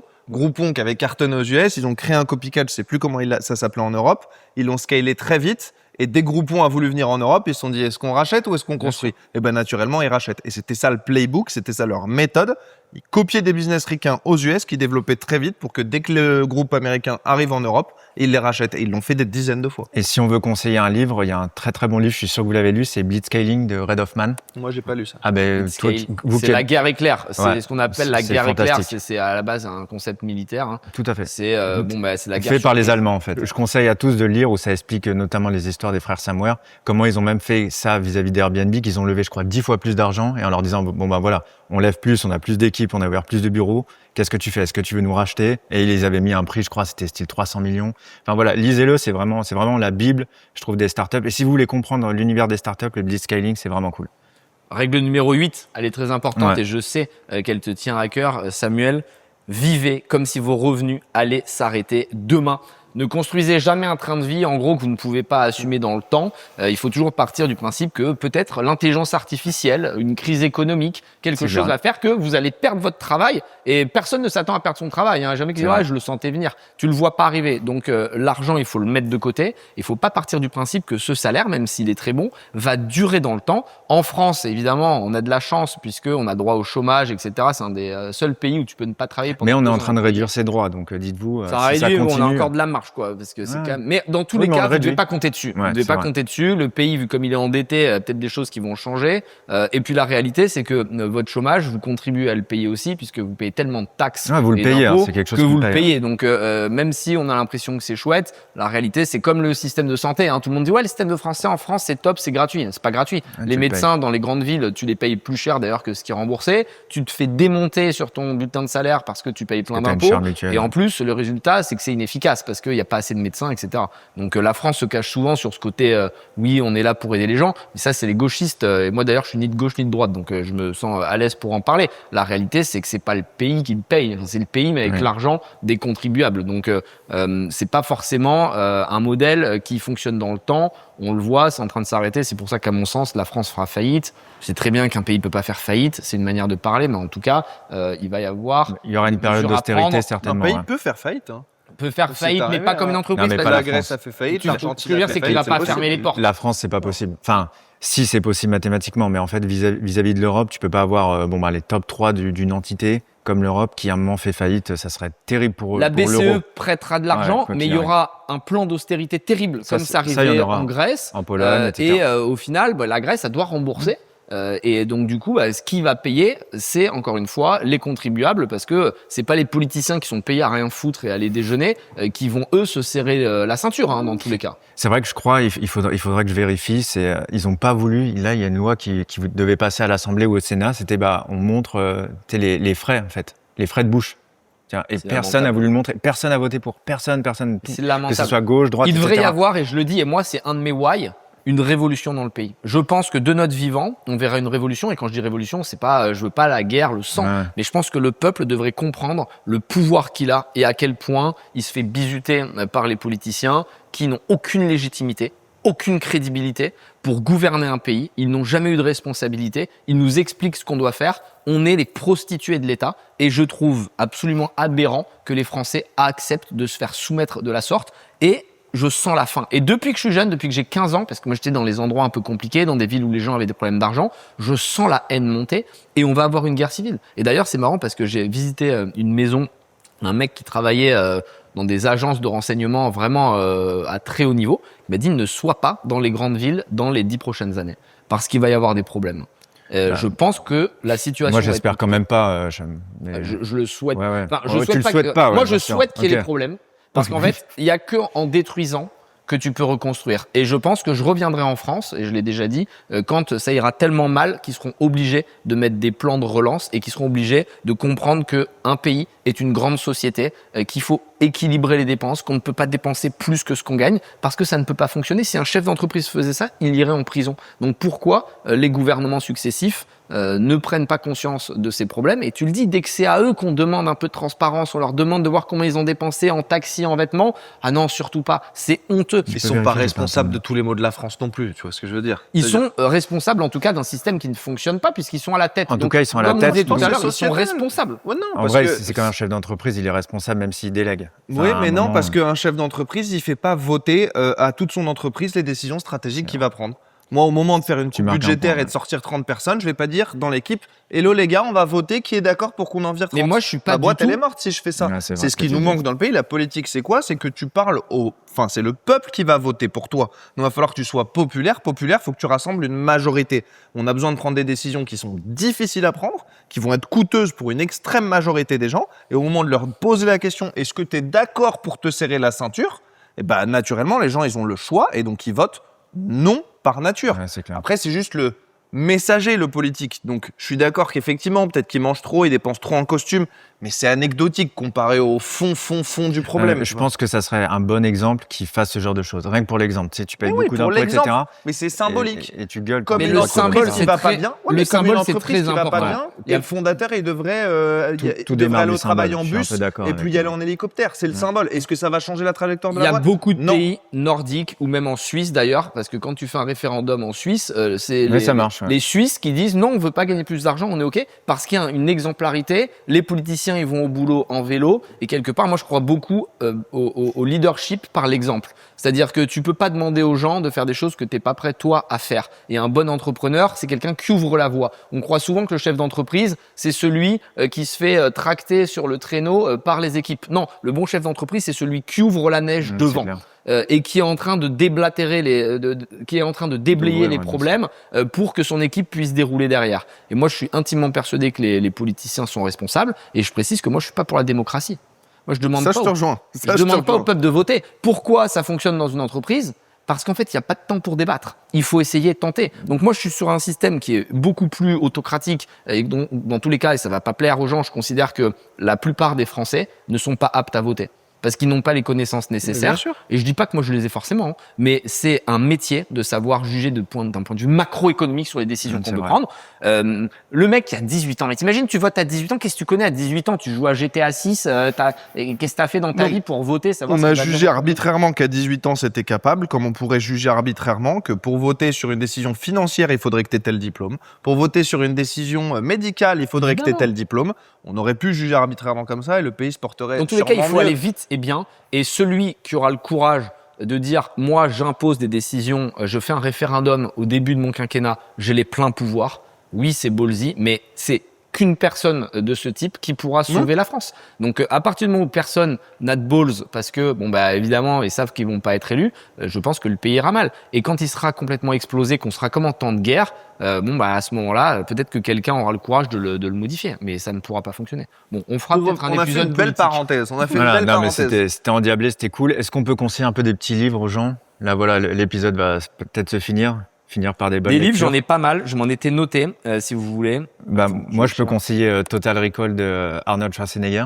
Parce que voilà, finalement, lui, il a pris un peu toutes les règles. Donc, lui, il s'est créé des actifs avant de devenir acteur. Donc, en fait, déjà, il a performé en étant l'homme le plus musclé du monde. Donc, ça, c'était sa performance. Donc, premier étage. Deuxième étage, OK, il faut que j'ai une indépendance financière. Donc, il a acheté des actifs. Il était lui-même ouvrier pour créer des biens immobiliers. Enfin, il les a achetés. Après, il les retapés. Ensuite, il a créé une boîte de maçonnerie. Donc, il a investi dans un actif qu'il comprenait. Et ensuite, il a investi dans des choses risquées. Par exemple, un investissement, je pense qu'il va te plaire. Il avait carrément acheté un bout d'avion pour le louer. Tu peux acheter des avions, des gros avions et les louer à des compagnies aériennes. Et lui, c'est ce qu'il a fait. Parce qu'il a dit, je veux pas du 4-5%. Donc voilà, c'est un peu, si vous voulez tout bien comprendre des règles de l'épisode, Total Recall de Arnold Schwarzenegger, c'est hyper cool. Il y en a un autre d'un sportif dans le même style, c'est André Agassi qui s'appelle Open. Alors Ok. c'est surtout sur le mental, son identité en tant que joueur, sur la discipline, la souffrance. Il y a celui de Nadal aussi qui est impressionnant. Où il explique Sur le qu'il joue sport, avec la le série petit côté. Netflix là sur Nadal, elle est Ouais, elle est vraiment, top. vraiment, Ok, je vais vraiment pas super. Le mec regarder. est fou. Le mec est J'adore. fou. Il gagne 12 grands chelems, blessé au pied où tous les docteurs du monde lui disent ne joue pas, t'es fou. Et le mec joue, gagne C'est 12 grands chelems. Et il dit blessé. dans la douleur, ça me permettait d'être reconcentré Oui. sur l'instant parce que la douleur, c'est exceptionnel de toute façon. Bah, l'adrénaline fait que tu sens plus la Démonstration de douleur. résilience C'est qui est fou. assez folle pour le coup. Et ça montre que si tu veux réussir et faire de grandes choses, tu ne peux pas vivre comme la normale. C'est-à-dire qu'il n'y a pas d'équilibre. Les gens disent toujours qu'il faut trouver ton équilibre, vie perso, travail. Il n'y a pas d'équilibre. Il y a des cycles. on en parlera Et tu dans dois un trouver épisode, ton ouais. équilibre. On fera un épisode là-dessus dans ta vie, avec des périodes d'intensité où tu dois être vraiment dans un mode de vie ascétique avec le minimum possible. Comme moi, j'étais dans mon appart à Neuilly de 30 Je mètres croyais que tu allais carrés. me dire comme moi aujourd'hui. Ou t'avais- Moi aujourd'hui, vivre Ou simplement. t'avais pas de canapé, maintenant t'as des canapés J'ai hyper des confort. canapés. Ouais, Voilà. ils sont bien en plus. Ils sont bien, ouais, merci. Et puis après, il y a des moments où vous allez kiffer, vous autoriser d'avoir des grandes maisons, de faire des voyages, et peut-être que dans 5 ans, je me refais un cycle à la dure. Donc André Agassi, moi j'aimais bien. Je m'étais noté. La série sur Jordan, on en a parlé. Ouais, faut la la série regarder. sur Nadal, on vient d'en parler aussi. Il Niveau y a celle de sportif, c'est super Federer intéressant. aussi. Il y en Ah, a. j'ai pas vu celle de Bah, Federer. il y a un super, moi, il faisait, je crois que c'était à Stanford, il faisait un speech et il expliquait qu'il perdait, en fait, il gagnait Oui. 53%, je crois, ou 57, je sais plus, des balles. Donc, c'est-à-dire qu'il était quasiment autant dans la gagne que dans la lose. En fait, bah, habituez-vous à ça. Et en fait, in fine, continuez à vous battre et ça marche, quoi. Shoe Dog, on Ouais, peut dire aussi, le fondateur Dog, de Nike. Nike. Très sympa. C'est relié au sport, du Ouais. coup.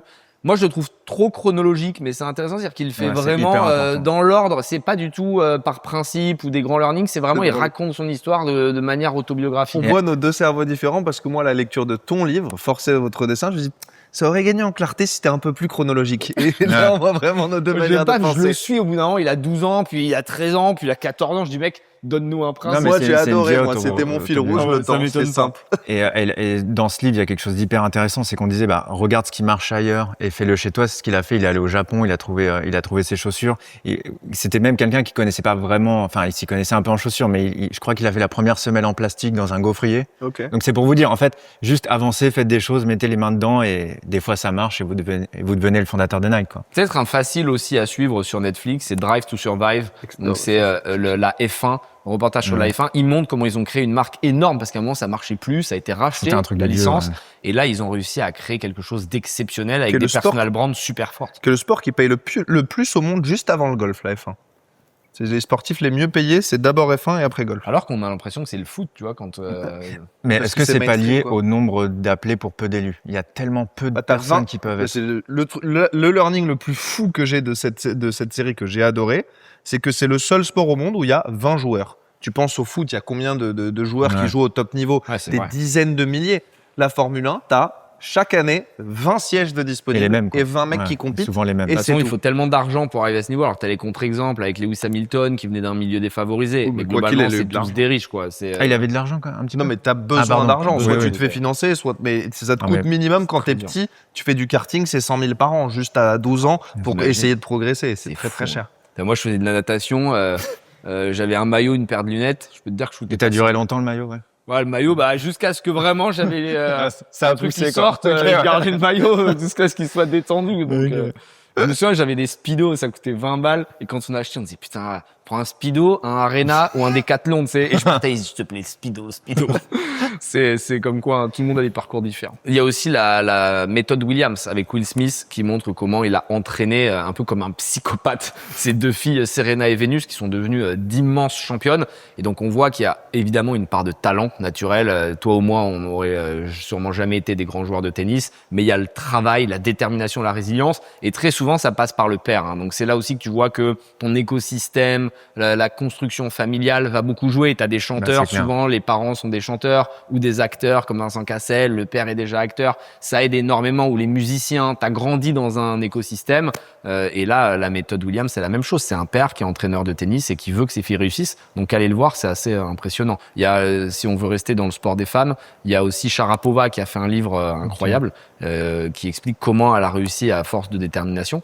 parce que dans le sport féminin, c'est pas facile non plus. Il y a souvent moins d'argent et tout ça est en train de changer. On essaie d'investir au maximum dans le secteur. Bon, si je devais résumer cet épisode, arrêtez d'admirer les champions et commencez à les étudier. La plupart des gens regardent Ronaldo, Mbappé ou Jordan en se disant qu'ils ont un talent exceptionnel. C'est vrai, évidemment, mais c'est pas forcément ce qui les a rendus immensément riches. Ce qui les a rendus riches, ce sont les décisions qu'ils ont prises en dehors du terrain. Ils ont compris que leur image avait de la valeur. Ils ont investi pendant qu'ils gagnaient de l'argent. Ils ont accepté de penser à 10 ans plutôt qu'à 10 jours. Ils se sont entourés des bonnes personnes et ils ont transformé leur succès en patrimoine. La bonne nouvelle, c'est que toutes ces règles sont accessibles. Vous ne deviendrez sûrement jamais le meilleur footballeur du monde, moi non plus, vous non plus, mais vous pourrez tous créer plus de valeur, construire une meilleure réputation, investir intelligemment et penser plus long terme. Je suis persuadé que la réussite est beaucoup moins une question de talent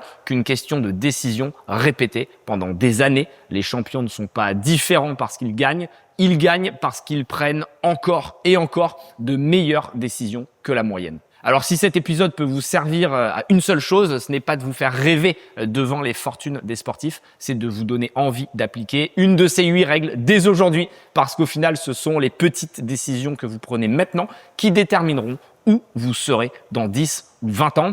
Si vous voulez commencer à investir dans les startups pour vous aussi posséder des actifs et un patrimoine qui travaille pendant que vous dormez, retrouvez-nous évidemment au Blast Club. C'était le podcast Vraiment Riche. Abonnez-vous, activez la cloche pour ne rien manquer. On se retrouve dans le prochain épisode. Croyez en vous et forcez votre destin.